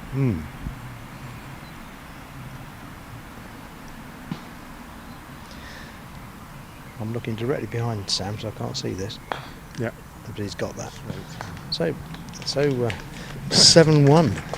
And Sam does get a round of applause. The crowd have woken up. There's been some good croquet here, and that's the first applause we've had. So one game all. Well, there'll be a pause, I think, before the third game. So time again to thank our sponsors, PFC Mallets from Australia. And what time is it now in Australia, Gary? What time is it now? Are they up yet? 5 in the morning. About 5 in the morning. Some of them Possibly. might be up. Some of them might be up. Well done, Aussies, if you are. So Peter Coles and PFC Mallets, thank you very much for your sponsorship. Thank you also to Sysis lawn preparation equipment. Lots of gadgetry there, aerators, scarifiers, slitters and all that kind of thing from Sysis. And also Dennis mowers and associated equipment, good partners for bowls and croquet, as the posters say. And so thank you to those sponsors as well as PFC Mallet. So time to embarrass Dawn Good. Quickly. I'm not Dawn Good. You're not Dawn Good, are you? Not Dawn Good. I'm not Dawn Good. You're Dawn something else. I am Dawn. Oh yeah, I do beg your pardon. I've always thought you were Mrs. Good. So this is Jack's mum. So, how confident are you with your boys' chances in this third game then, Dawn? That's not a nice question. Of course I'm confident. Of course you are. Of course. That's what I knew you'd say. And Sam is a lovely boy as well, so it's just, I'm so pleased that these two. Yes, are in but he's the not final. your boy, is he? So well, no, Sam's I think you not, can be as partisan as you like. So, yeah, they're both lovely lads and a credit to our sport. They really absolutely. are. Yeah. So good.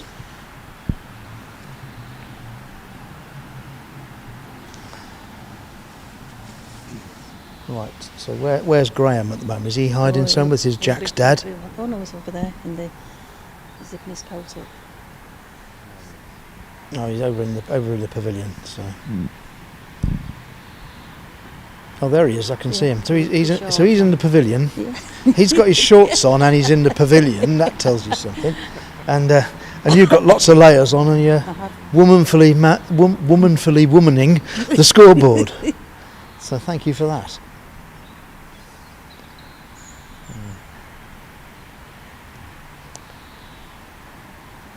So I don't know when our next live streaming is going to be.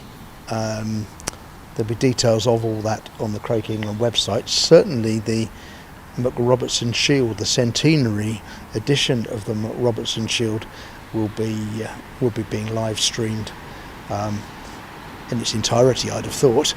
I don't know, but there'll be good coverage of the McRobertson Shield AC World Team Championships for them. It takes place in. When does it take place, Gary? Any idea? Is it July? It's July, I think, isn't it? July and August, I think. Yeah, July and August. We think. So there's be good coverage there. It's at various venues. There's a four-sided event with England, Australia, New Zealand, and America and the USA, all playing a series of test matches. So there's 3 rounds, and round robin, 3 rounds of test matches at venues around the country. I'm afraid I'm unprepared with my details about that. Hurlingham, Roehampton and SCC. Hurlingham, Roehampton and SCC. Sussex County, down at Southwick. And well done for them for hosting that, because that's a big commitment. Goes on for quite a while, so good on them. It must have been a while since it was held in this country. Well, they do it on rotation, Gary. So presumably it'll be 4 editions ago since it was here. I can't remember. That must make it. Does that make it 12 years ago? It would make it 12 years ago. But then we had COVID in between, so I think it got out of sync by a year. So, if I'm right, then although this is the centenary edition of the McRobertson Shield, I think it's 101 years. So the incredible. yeah, I didn't know it had been going for that long. Actually. Yeah. It's amazing, really, when you consider the transport aggro that would have, or transport commitment, should we say, Yes. that the players would have had to go to the other side of the world to play back in those days. Yes, It really is quite something. it is. So, That shows you how committed croquet players are to literally fund themselves generally to travel yes, from yeah, one side of the world to the other and play the sport there. that's right. It's fantastic. Yeah. So here is Mr. Good is coming across. Graham, don't run away, Graham. I've surprised Dawn by asking her thoughts on the prospects of your boy in the final game. So how confident are you that he's going to win? I haven't a clue. You haven't a clue. Dawn was a bit more positive than that, I'd have to say. Oh. I'm going to get nothing out of you, aren't I? Well, wait. Oh, I am. Oh, good. The Excellent. live stream is England versus Spain Test match. Oh, hang on just a minute, Graham. We'll just go and talk to our producer, Duncan, who's come armed with all the information about our next live streaming, which he'll now tell you about. Yeah, so the next live stream will be the England versus Spain Test match, which is happening in Bowden, and that is 19th, 20th, and 21st of June. So we'll see you online then. I've got to go start the camera. There you go. Nobody can see anything. Right. Oh, that's Duncan Casserell, the WCF communications man, and a grand job he's doing with the live streaming and other communications that he takes charge of, and a little bit of plug for his company as well. He's got a company called Cocktails and Croquet, who do corporate events. So he's in conjunction with a pal of his who's a cocktails expert. Duncan's the croquet man, and so if you've got a company and you want the best of croquet and a summer experience of cocktails and things like that, Duncan's your man. Anyway, here we are back with the deciding game, the European Championships.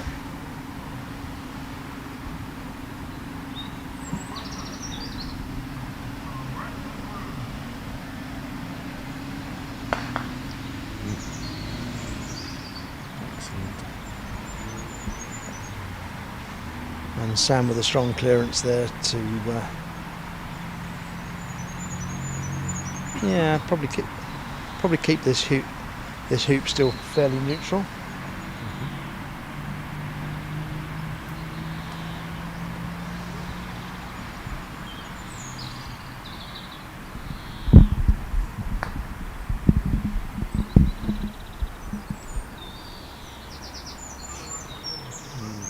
Yellow back into good position.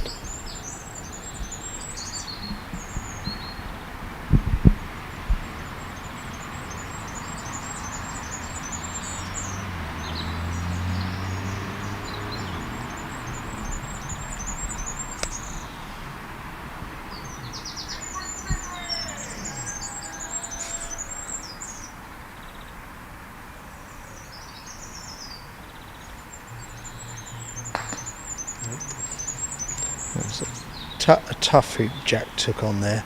Sorry, Sam took on there, and so advantage switching to Jack. Just checking the firmness of the hoop there after Sam clouted it. I'm just looking at my phone here. I have a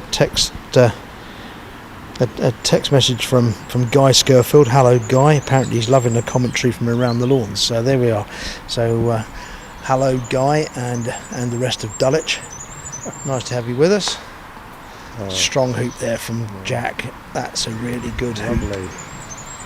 That's a good confident position. One. So he's come down taking control of hoop 2, 1-0.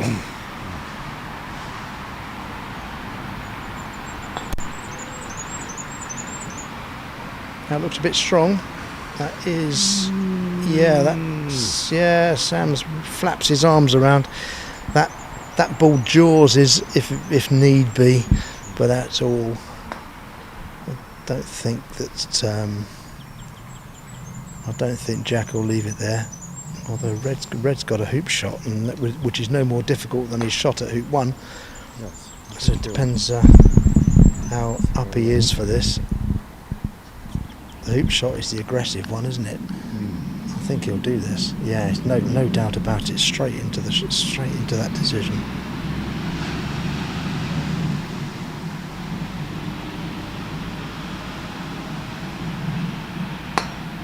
That's 2-0. That's a very strong start by Jack. So not harbouring any of the disappointment, not showing any of the disappointments from the. Well, the scoreline was a bit harsh, wasn't it? In the second game, 7-1 sounds like it's one-sided, but nearly all the hoops were contested. There were a few unforced errors from Jack, so he's just got to gather himself, but no better way to do that than start off at 2-0 with 2 really good hoop shots.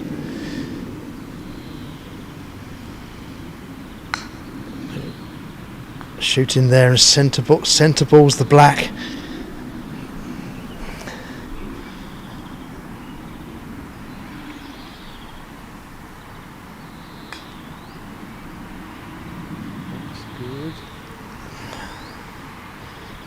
That's another good position from blue, which Jack has almost certainly got to hit, because black is on right by the flag of corner 3. Is surely going to clear yellow, so black's got to hit red. Red has got to hit blue.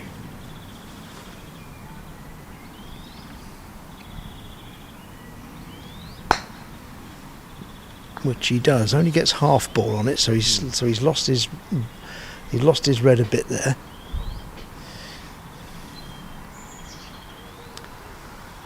But, you've just got to contest all the hoops.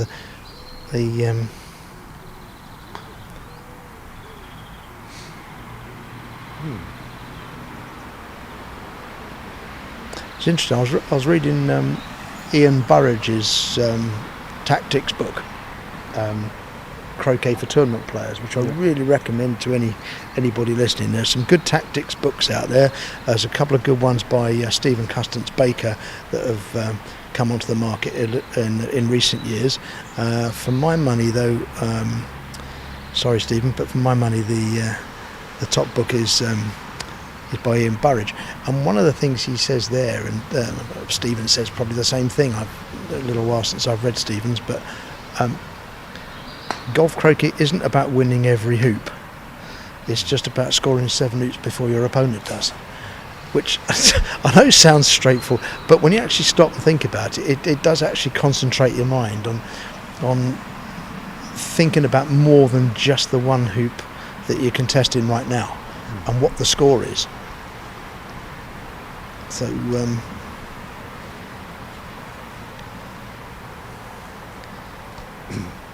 yeah, so I recommend those both those books. Other books are available. Just a little comment from Sam just then saying, I think I made him angry. Oh, right. I didn't hear that. Was it? Yeah, well. So Jack checking the hoop there. So he's going to be going for the hoop from the boundary.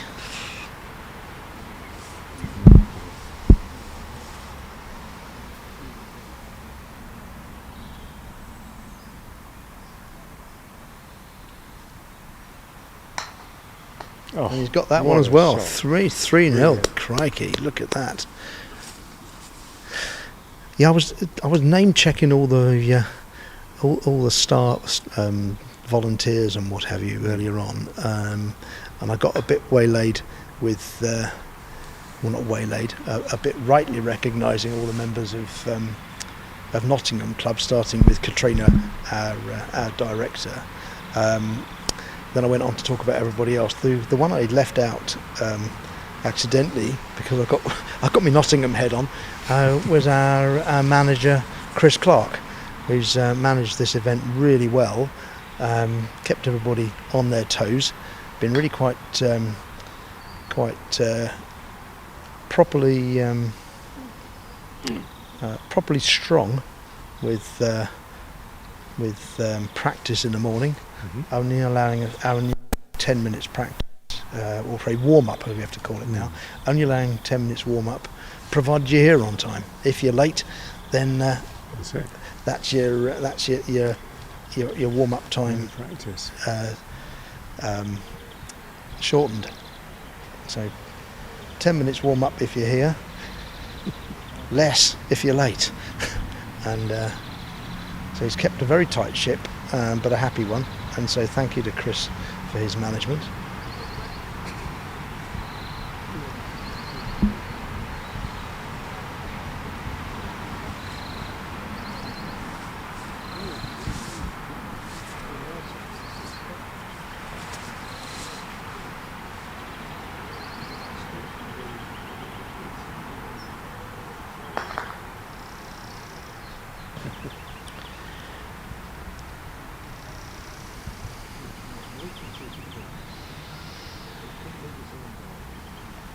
So Sam just lining up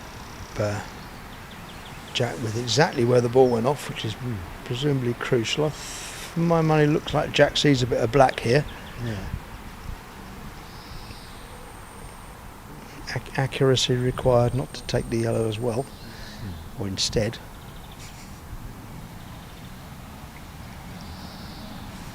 Again, that's an example of sportsmanship, because if he'd been placed where Jack had put it, it probably would have been hampered with black. Yeah, that's right. Yeah, exactly. So so Sam made sure that Jack had the shot that he was entitled to. Yeah.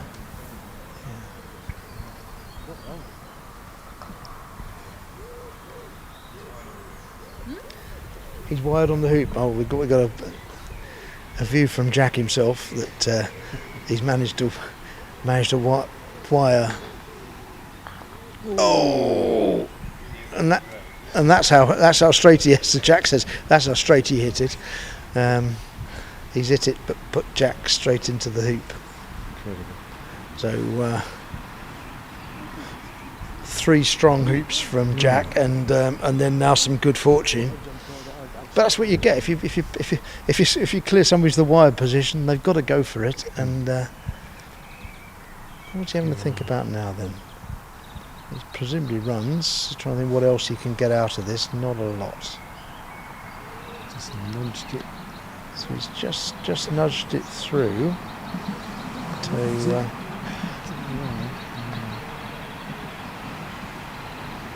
bit short.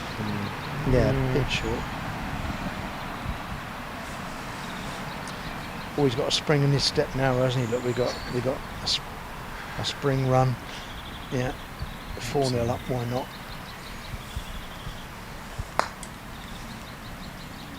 That's a bit And short as well. Unfortunately, he's rushed that, and that's really. Jack is not That's happy really about not, that. That's really not too good at all, is it? That, because he ran all over there and took that shot quickly, didn't he? Yeah. Yeah, that was all a bit too easy. And if you ruin that now, especially if blue's blocked yellow on black. Yeah. So this gets well be Sam the case. back. This gets Sam right back into the game if that's the case. Yeah. So strong hoop run here and good position at 6, and suddenly 4-0 becomes 4-2, and Still got a clear red to the boundary. still got a clear red and survive red coming back, of course.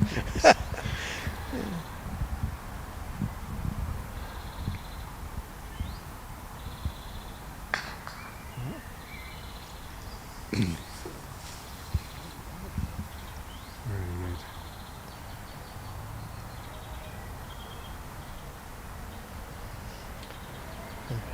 Bathed in sunshine we are now. Isn't this lovely?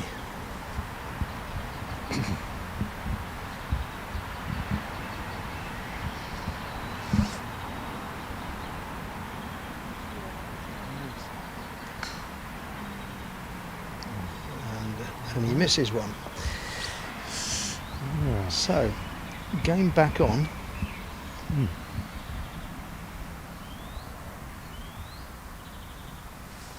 Well, Sam definitely needs good position here, so this will be interesting because he can't do his great big swing thrash through. No. This is This is a this is- precise this is a different- weight of shot. yeah.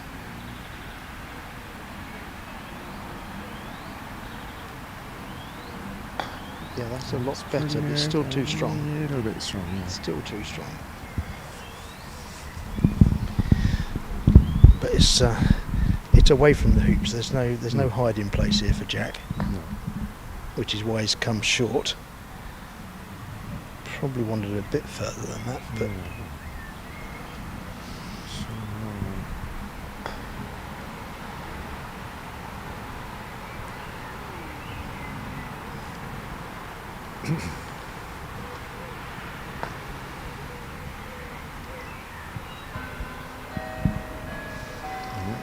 Okay.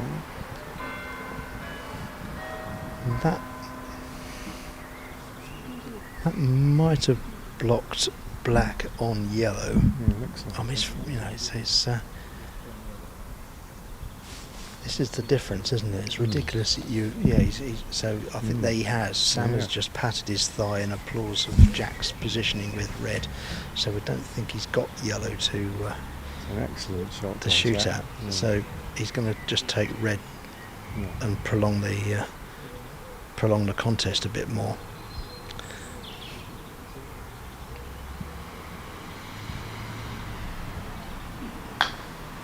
Oh, we could see yellow. Okay, so Very good. yeah. Well, he was being over complimentary then. Yeah. I think he patted his thigh, so I thought red was blocking yellow. Mm. I'm not quite sure what he was congratulating him for there. Then, in that case.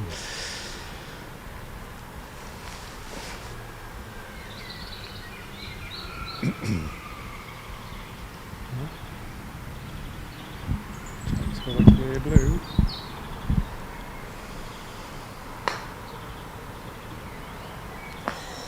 Oh, probably must have had a double there, I think. Yeah. So this then, calm now here, Sam. This gets you back into the game.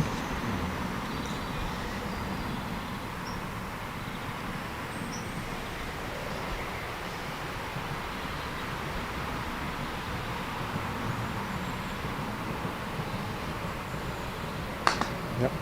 And there we have it. So Sam, 2 hoops in a row. The fight back is on. 4-2 to Jack.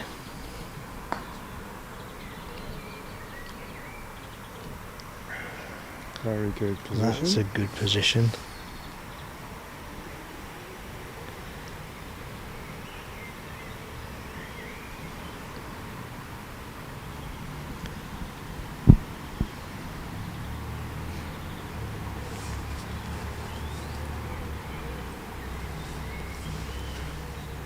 Oh, we've been asked to move out of his line, so we've all moved over. That's Gary McElwain, the other voice you're hearing occasionally. Mr. and Mrs. Good, and Mr. Cuthbert, in actual fact. So we've got parents on, as well as commentators up here on the north boundary. Gary doubling up as ball boy.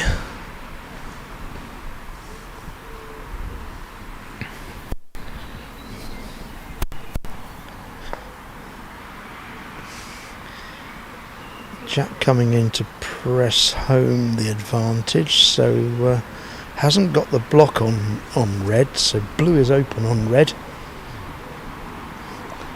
and then black will be open on the hoop. So it's all still on here for Sam.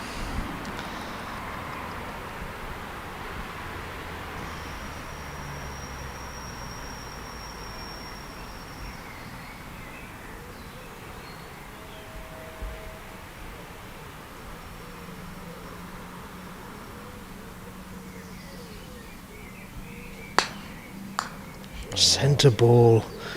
It's not just clearances, is it? It's centre ball clearances. God, standard is so high.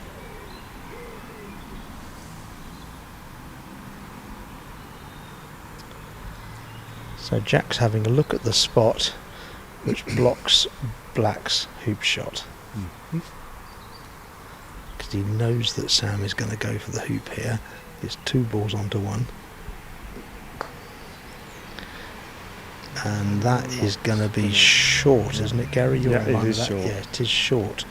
So we can be pretty confident that Sam's going for the hoop here. So he's got a hoop shot from the north boundary, and he's probably a couple of yards off dead in front. So just going to move away a little bit so that we're not talking into his ear while he plays the stroke.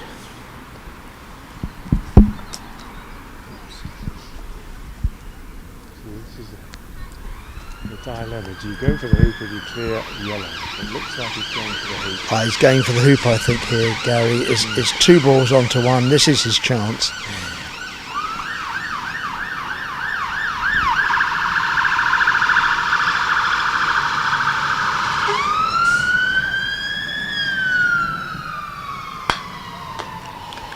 And yeah, both legs there. So there's a wobble. Had to think about it. Yeah, the fire engine helped his concentration. The fire engine didn't help his concentration. I don't know if you picked that up on the if we've got an effects mic, but we're right by a main road here. Surprisingly little traffic noise, or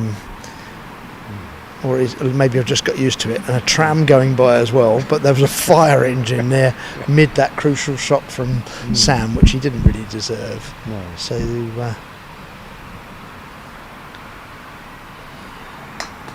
Meanwhile, Jack called, as you like, 5-2. This, of course, a deciding game of 3 in the European Championship finals, hosted here at Nottingham Croquet Club.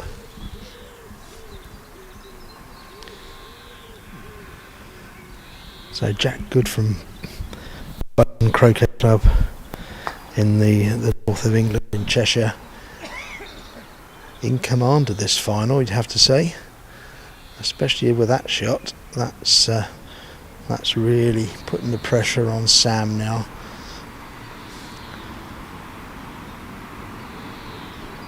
Sam Cuthbert from Cheltenham Croquet Club.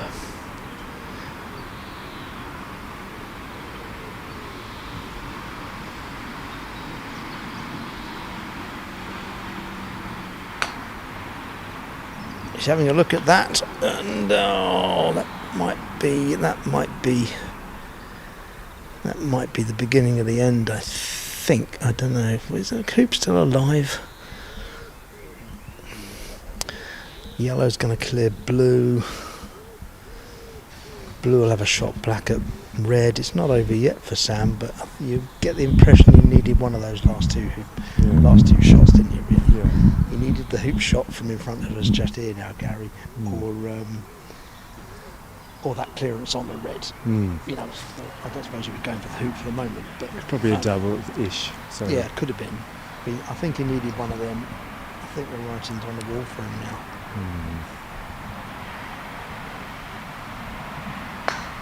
Oh, and that's a good clearance. Yeah. Jack's clearance. Maximum distance you could probably get with that, with the angle he had to get. Yeah, he gets a pat of approval there from Sam. That's nice. Nice gesture. Yeah.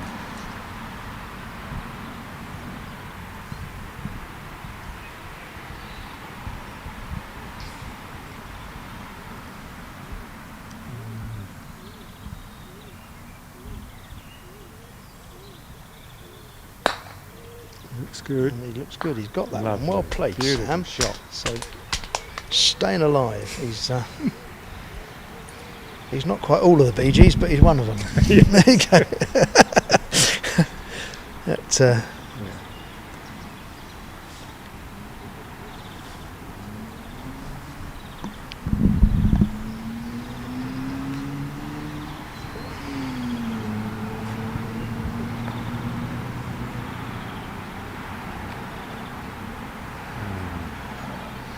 Yeah, Jack's not too pleased with that. I don't know.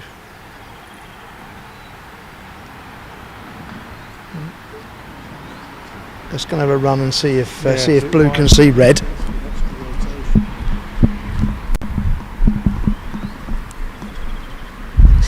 Yeah, blue is open on the red. Well, Jack's a bit cross with himself for that.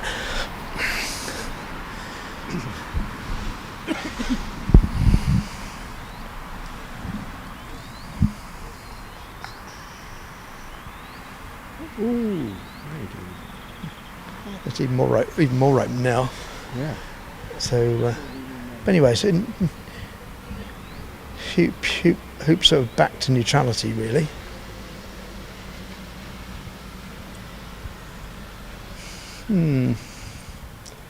Lots of options open here for Jack.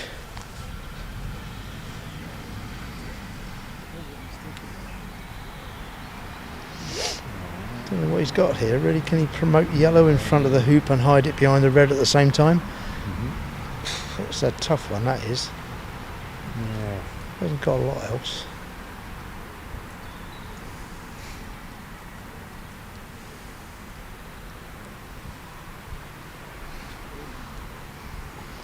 Well, he's got the cushion of the lead, so he might as well try something clever. Oh no, he didn't. So he's just gone for the. King blue on there. Just made life difficult for blue. So.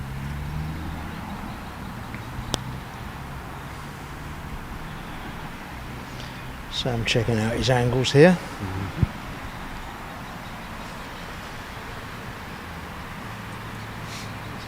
We used to say like, now, all those years spent in those smoky snooker halls wasn't wasted. But these two blokes, these two lads are too young for all that.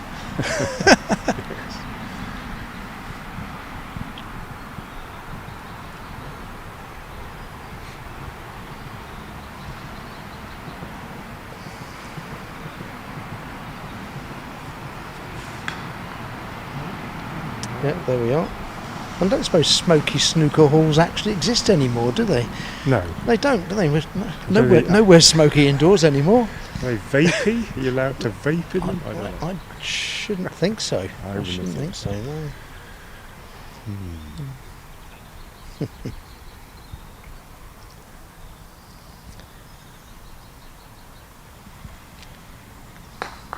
I had a story years ago. It's a Welsh story actually. I was doing some photography for a Welsh sports magazine, and it was me. I was a photographer and a young reporter, sort of editorial team of two, and we went to see Terry Griffiths, the old snooker player, over in the Llanelli Snooker Centre.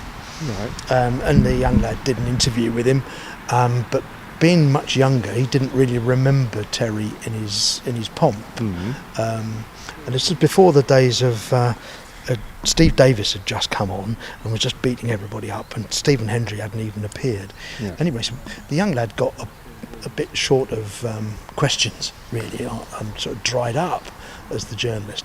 And so I thought I'd try and help him out, because I was there as the photographer. So I said to Terry, why is it that the likes of Steve Davis and probably Higgins at the time, and could come along. Well, Ronnie O'Sullivan's a bit later, but how come that they could come along and get better than you old stagers? You know, like him and Ray Reard and Doug Mountjoy and people. How come they could be better? So let's let Jack take this stroke.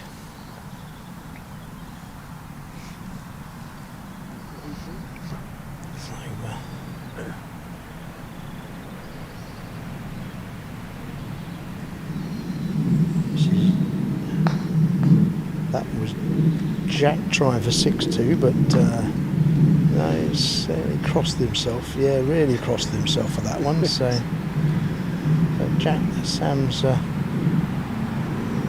Sam's alive still.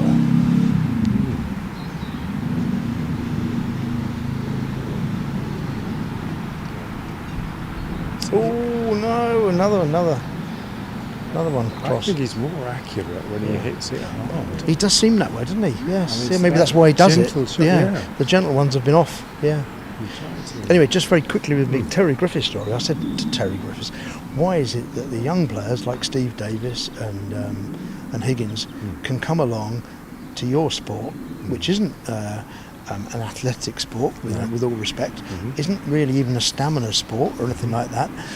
How come you guys who are the top of your game are suddenly outwitted by some youngster? Surely you guys should go on just being better, and these younger guys should have difficulty catching you up. Yeah. And he said straight away, I said, it's just hand-to-eye coordination. Yes. They can see the balls better than we can. Yeah. And You're very right. the parallels of snooker and croquet are there to be seen. So Yeah. maybe this is the evidence before us. Yes. Yeah. And I think when you're younger, you're full of confidence, and you've had less knocks and that sort of thing. This makes you more confident that what you're going to do is going to be the right thing every time, Yes. Yeah. and you're just happy to take on the more difficult shots as well. Because Yeah. And then they're rewarded by their ambition, aren't they? I think that's right. Yeah. it's- So we've got the clock chiming in the background there. We're at the University Park, and that's chimes on the quarter hour. So it's it's 6:45. it's 5:45 here in English time. Jack just asking Sam's approval to move his ball out of a bit of damaged ground.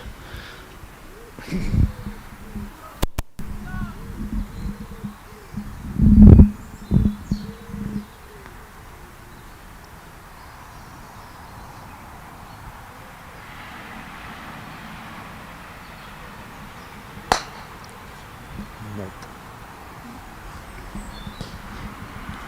So good effort from Jack. Didn't miss by much, but a miss is a miss. And this should be Sam pulling the game back to 5-3.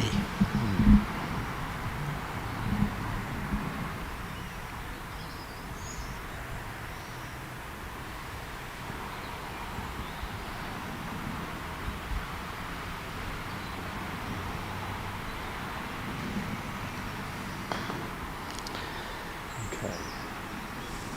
Kind of 5-2.5. Yeah. Should be all right though. Oh, I don't. It'll be interesting to see what he does with blue now, because you'd think that black is very vulnerable to red, isn't it? It is.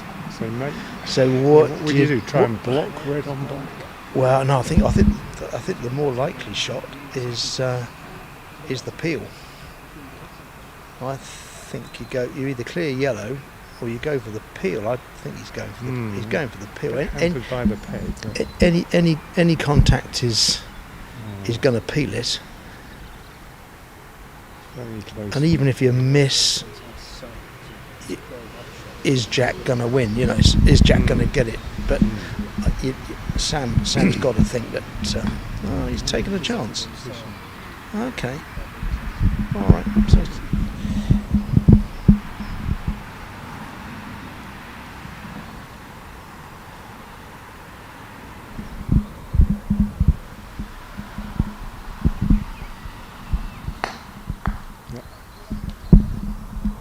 Good shot. yeah, well, there was the predictable shot from Jack. You'd back him to get that most times, wouldn't you? Even from the angle. So black for yellow.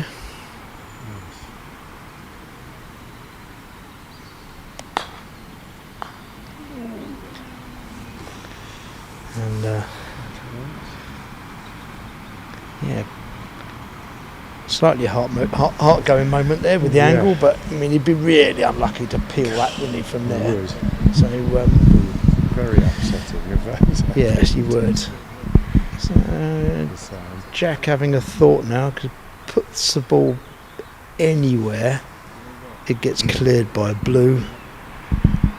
unless he can tempt blue into going for the hoop. I suppose that's the only thing. He's gone for the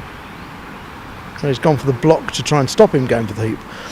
Yeah, and he hasn't succeeded. He's overcooked it. So Sam having a think here. He's got a clear yellow, sure. Not quite. A little conversation between the lads there. Not quite sure what he's not going for the hoop. He's taking yellow, so he's prolonging the contest.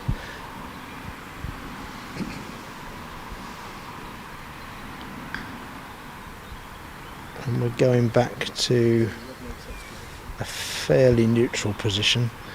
He's not that happy with the clearance. I'm not surprised. Really, he didn't really hold position over the blue, did he? No. And black's all over yellow, so.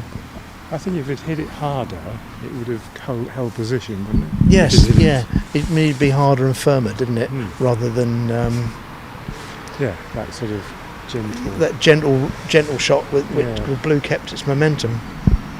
Needed more of a stop shot motion, perhaps.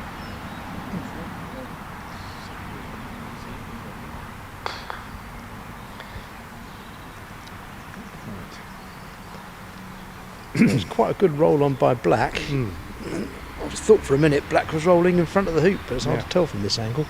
He probably was intending to do that. Yeah, didn't quite pull it off, but it was a good effort.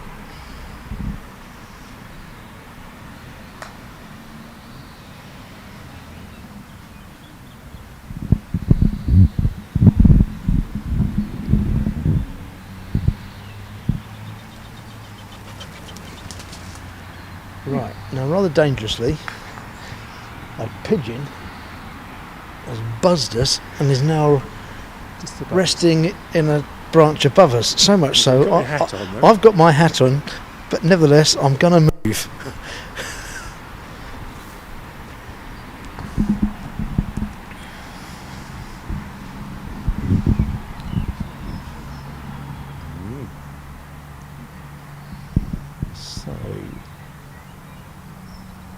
Jack with an advantage. He's got two balls for Sam to deal with.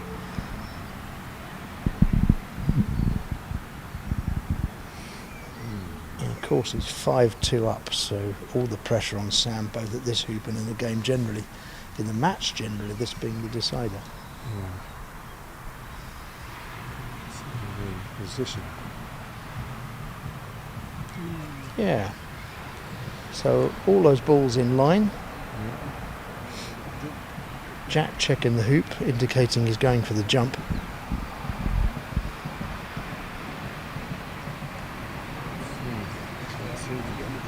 Just got to move a little bit so we can see. So Jack for the jump for 6-2.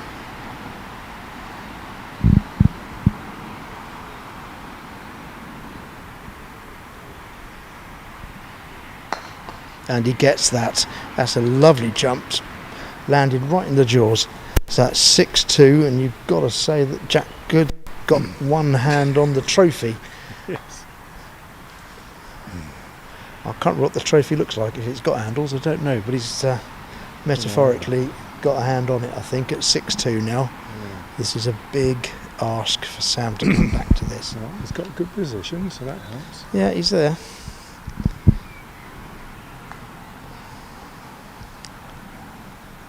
So there have been 6-2 comebacks. The most famous of all is Reg Bamford's World Championship. Second time Reg won it, I think it was, in Cairo, when he came back from 6-2 down to beat Ahmed Nazar, getting on for, I don't know, 15, 20 years, probably, at least 15 years ago. That is on YouTube, if you can try and find that one. It's on YouTube, and just spool forward to the back end of the third game, and I think black is in line with blue of hampering the hoop. I think everything's in line. Let's go for another walk. Let's go and have a look. I think they're all three are in line there. But we'll look at our north camera that I'll just duck under, and no, they're not quite in line. but black's off slightly, but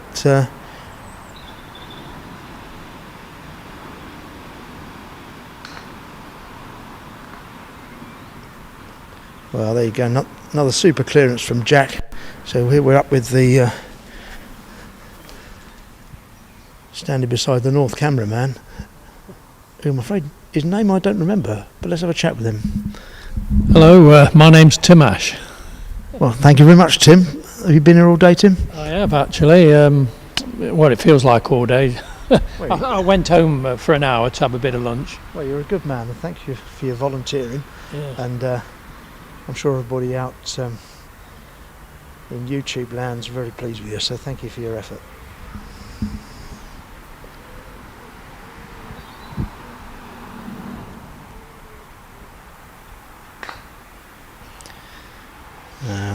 That's a miss from Sam. He's going to be cross with that one because he's hit quite a lot. He's hit the vast majority at that level, and this is now it for the European Championships. We're dead in line with it. Tim's got the best angle possible that you could have had. You're dreaming about this one, cameraman. This is going to be the championship winning shot potentially for Jack Good of Bowden. European Championships.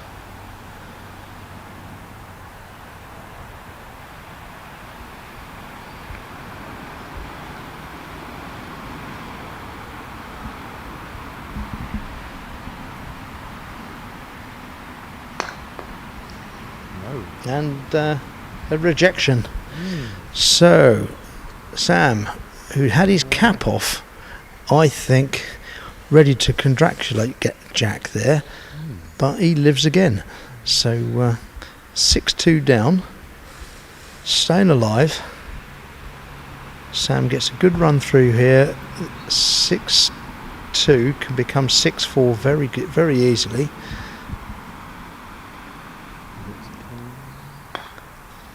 Got a little bit more wire than he wanted there, but nevertheless going to be happy with that. He's in command of hoop 10. Would like it to be the other side so he could clear to the open side. He can only clear Jack to the short boundary. Jack's not even taking prime position because he doesn't want to give Jack a trivial clearance, so he's hanging back.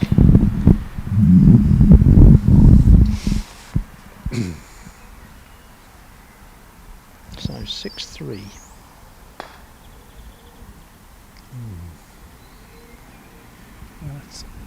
He's looking pretty good. Yes. I'm pleased with that. Well, he did a couple more ball rolls, didn't he? Yeah. Really, to be absolutely nailed on with it. So black clears yellow. He's going to have a think about this. If black can clear yellow up to the and get about half ball on yellow, and can clear it to the east penalty area. That's a tall order though, isn't it? Doesn't look like he's thinking about that at all. He's more thinking the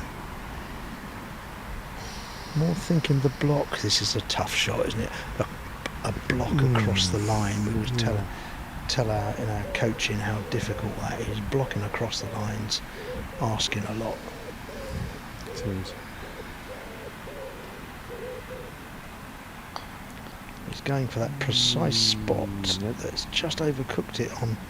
But what he has got is he's got the block on yellow, which is the main purpose of the stroke. So does this force yellow into a hoop shot then? I think it does. He's thinking about it. It's either that with the jump over. No, he's going for the shot. So this for the championship then.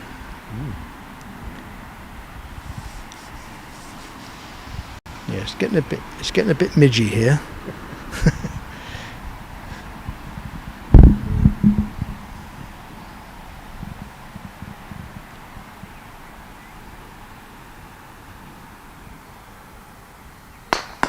No.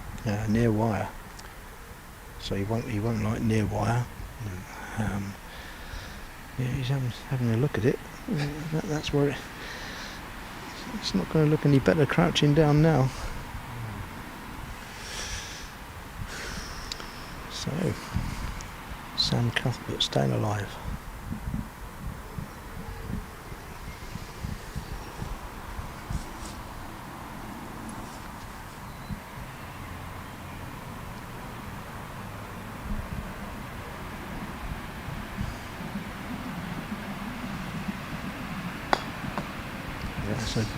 That's a good hoop.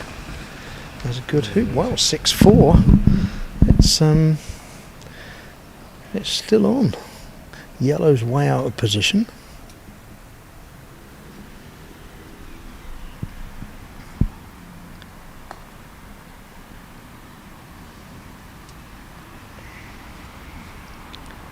I think he'd have wanted red to the far side of the centre line of the hoop, rather than the near side.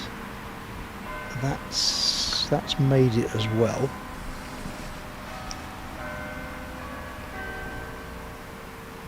So Jack's been directed to the west penalty area. He's just going to put one in as well, presumably. Is that going to make it? It is. It is. Not too bad.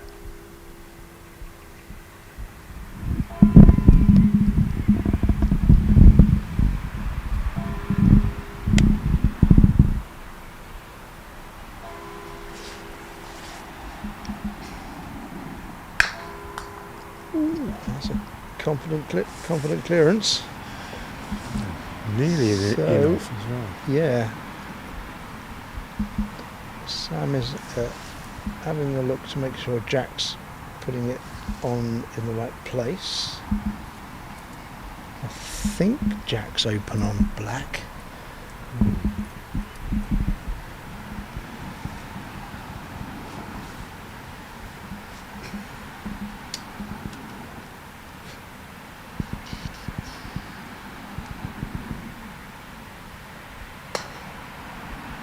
And he is, and he's hit it. So, Very good. right. We'll just shush a moment whilst Sam plays this shot.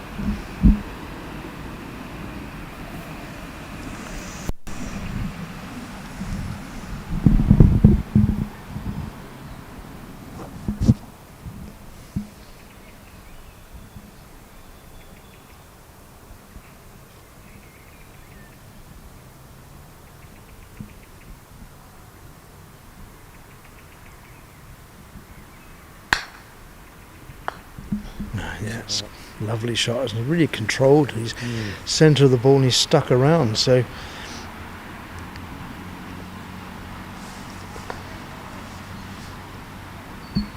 yeah, Jack coming deep, so that he expects to get hit by black here, but only to the north boundary.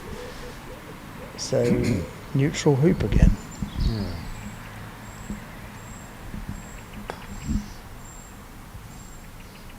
That It's a short, bit short, that's it's a short. bit short. I was only thinking when they played us shots across earlier on, they both died a bit. I think the dampness is coming in on the grass, and that's short as well. They're all short, so yeah, that's Wow. yeah.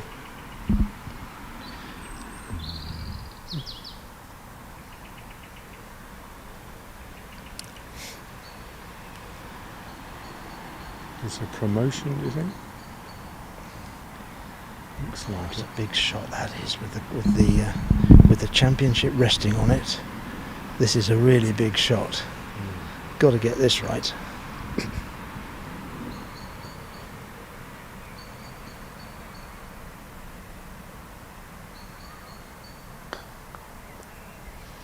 I'm not sure about that. Let's have a quick run and have a look. Now yellow is open. Yellow's open on the hoop. So potentially championship point again.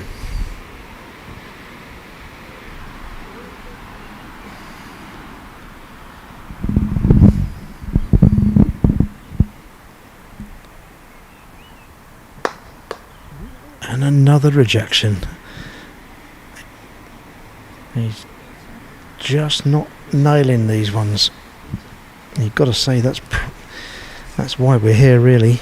It's he's had opportunity to see this off, and it's a difficult shot.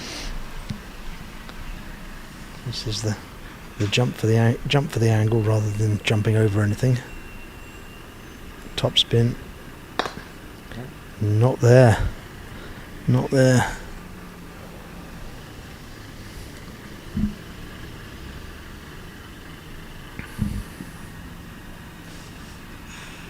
Temperature has dropped noticeably, hasn't it, Gary? Yeah. Just in the last 5 minutes. It has. We're losing the light a little bit as well. Proper chess moves now. They've got to think this one through. Yeah.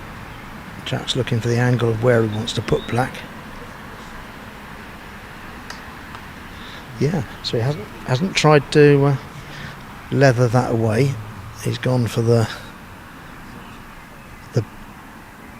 potential block. shot 2 position with a potential block with red. But what's he blocking though? Because Sam can't hit anything. Can't hit the yellow for sure. Sam's got to come deep. Blue clears, yellow clears blue. Tries to stay in front of the hoop. But how far are you going to get blue? How far are you going to get blue?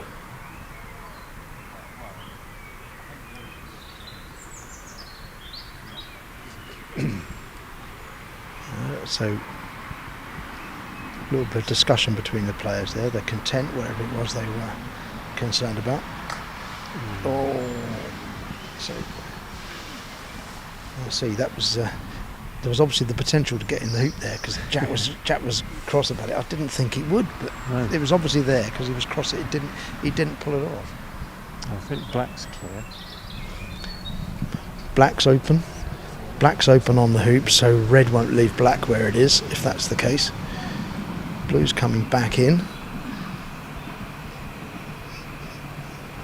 So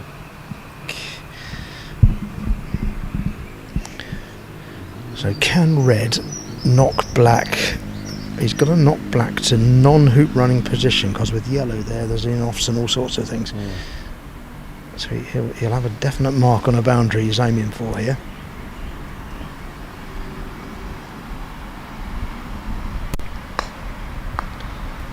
I don't think he's got that. That looks open to me. Yeah. And with yellow there, this is quite a chance for Sam.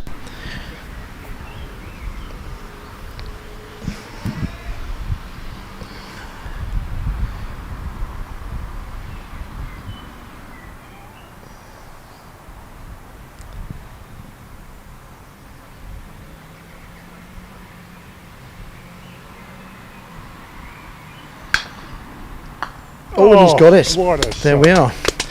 It was asking for it. So, well, if you've been watching this far, presumably you're going to watch it to the end. We're really having our money's worth here. Yeah. It's, Fantastic. Good contest. it is a good contest. So, Jack's had ample opportunity to see this game off and not taken his chances, unfortunately, for him. And Sam doesn't want to go there. And that is the last place he wanted to be. He's actually blocked himself on the black's shot on yellow, and no wonder he's cross with himself there, mouthing a few private words to himself there. Yeah. That's the one place in Nottingham they didn't want to put the blue ball.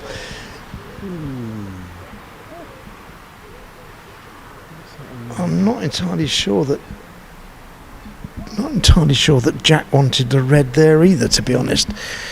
So Looks like he's going to go to the hoop. Sam's got the hoop as his only option.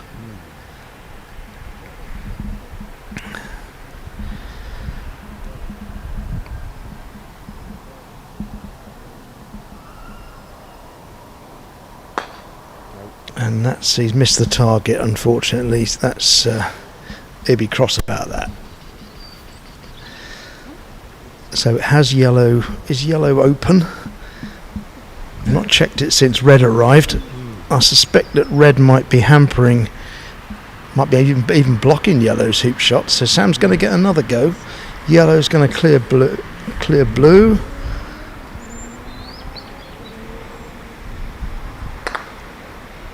And Sam will have another chance here from the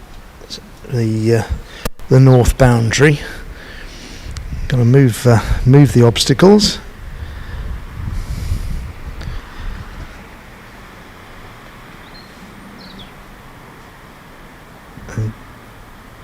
And, given the positions of the balls, you'd probably have to say it's a hoop shot now, isn't it?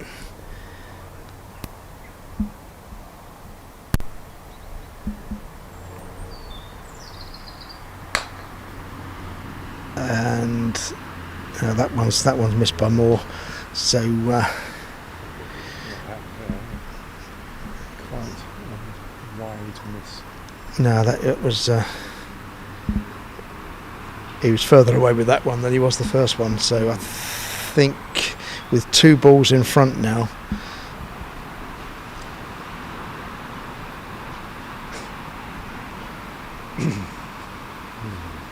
It's Jack with another chance to finish this off. What was this? Match point number 4, I think. Yeah, I think so. Yeah. So a little bit of composure from Jack. European Championships at stake with this stroke.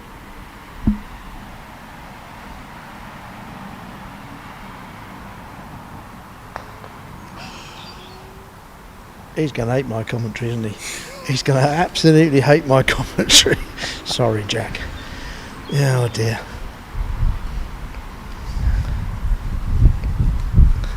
He's still well in charge of this hoop, I think. Remember, Sam needs both this and hoop 13. Yeah. So all the money's with Jack, even if he can't seem to be seeing it over the line. It's now got very cold.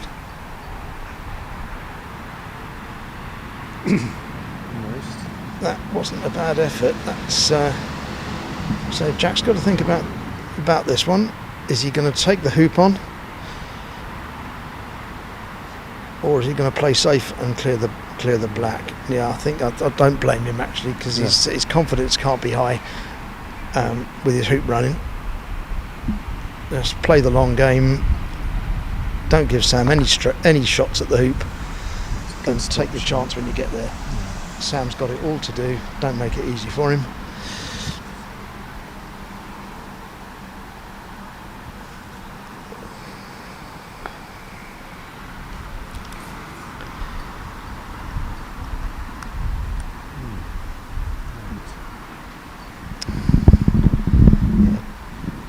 Choice now though.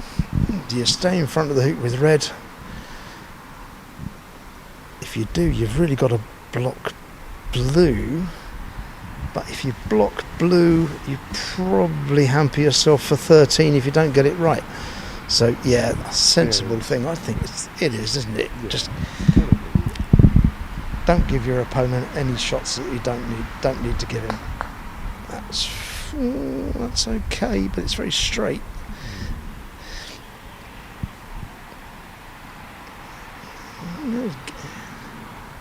It's game on if black clears yellow. He's still got 2 shots to miss, hasn't he? So it's gone a bit for Sam now, I'm afraid. That's 2 hoops and a clearance that he's missed by quite a bit. So it's been a terrific effort from Sam, though. You know, he's playing at this level for the first time, and way above his seeding. So just to get to the finals, terrific. Anyways, this is Jack for the championship, Yes. and there it is. Jack Good is the European Championship. He allows himself a big smile, and who can blame him? He made hard work of that, but but a great final nonetheless. Wow. Yeah, great contest. Really good contest. So everyone's scurrying now to tidy up quickly. The temperature's dropped. We're shivering a bit. We're shivering a bit. The lads are having a conversation in the middle of the court. All the volunteers are packing things away. It's been a terrific tournament here, and full marks to Nottingham Croquet Club for putting it on. Katrina, our Peterson, our director, Chris Clark, our manager, Ian Vincent, our match referee, or tournament referee, Francis Coleman, his deputy, and all the volunteers, cameramen, hoop setters, lawn people, catering staff. It's been lovely, and we're wandering back over here now. There's a couple of ladies. Ladies shouldn't be voices, so they'll have to be dealt with. Jack struggled to get over the line.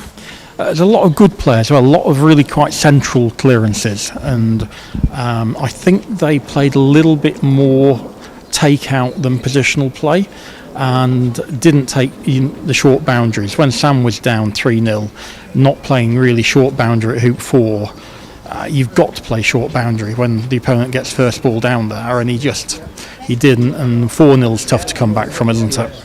But he made a good effort, didn't he? Yeah, I mean, they both played. I don't think Jack's played to his full potential this tournament. I think Sam's played really well. Yeah. But yeah, I think there are just some tactical things in that game that they'll go over again, maybe looking back on it, and maybe improve next time they get that sort of position. Yeah. They're good to have two young English players in the final. Wasn't it just? Yeah. And I think we should also mention a really strong performance by Spain here.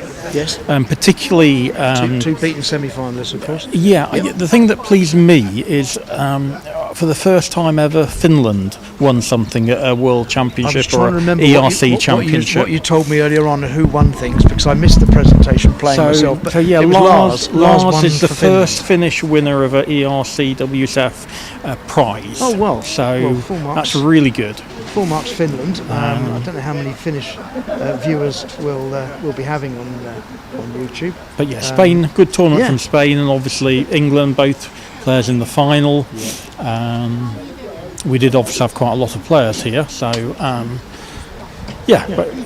good event. Nottingham did a fantastic job holding it, and I've just been singing their virtues, and the sponsors as well. We shouldn't forget. We're just erecting some sponsorship signs there for Dennis lawn mowers and lawn equipment, and that's Sysis. Yeah. Sysis, another company. And of course PFC Mallets, who are a strong presence here until the last couple of hours. And hello to Peter Coles in Australia. Thank you for your sponsorship. Yeah, thanks very much, Peter. Looking forward to your new croquet ball coming out later this year. Oh, really? All right. Okay. A very high level of craftsmanship from Peter, so really hoping to look forward to that. Right. He's been working a long time on it, and he should be producing, hopefully, the ball of the future. Oh, good. Okay. Splendid. I didn't know about that one. Good. Right. So we're just busy erecting background and the like for the presentation. I think I said a moment ago the temperature's really dropped away here, so full marks to everybody, including especially all the volunteers who stayed on to make the final the spectacle it's been. Hope you've enjoyed the coverage. Duncan mentioned earlier that our next live streaming will be the England versus Spain international, and Chris, you'll have the dates of that on the top of your head. I don't actually know. I didn't either. Duncan mentioned it earlier on. So we got a few words from Katrina. Just a moment. I'll just give Katrina. Can I give you? This is Katrina Peterson, our director. Hello. Can I just give you the microphone, and then you can talk to YouTube? Otherwise, they'll be looking at the pictures but won't know what's being said. So there you are. Oh, sorry about that. Okay, folks, so as I was saying, thank you for staying and watching this exciting final, which kept going backwards and forwards and backwards and forwards, but we got our winner in the end. Congratulations to Sam for putting up a good fight, and we have a runners-up medal for you. Yeah, thanks, Sam. Well done.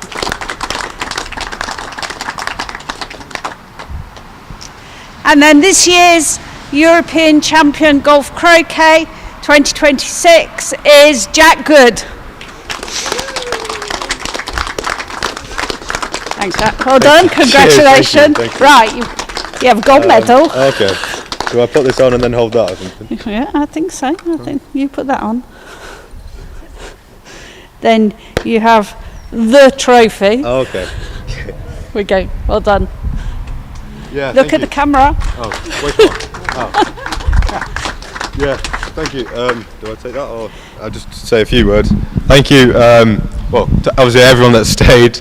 Yeah, it went on quite a while, more than I expected as well. Over the last 3 hoops or something. But yeah, thank you to everyone. Thank you to Katrina, Chris, Declan, and Chris for setting all the hoops. Everyone, the club to hosting and all the bar. All the people behind the bar and putting out the lawns. Rick as well. Yeah, cheers to Sam and everyone else that I played and all the other players as well. Thank you. Thank you. So do I give that back? On, particularly with the support we've had from local club members, a huge number have come down to I was help. saying that you had a big number of members coming down, and lots of different people as well. So full marks for everybody from your club, and it's just been a terrific event. And full marks to your club for putting it on. Really. Well, and I'm very glad the weather has held off. Yes, well, indeed. Yes. Yeah. So they're just doing a few photos now, but. Yeah, I think all the thank yous have been done. I was running across, name checking everybody and sponsors as well. So there we are. I think yes, that's a neat touch to get the sponsors boards out. Yes, but, indeed, you did well there. Yeah. So good.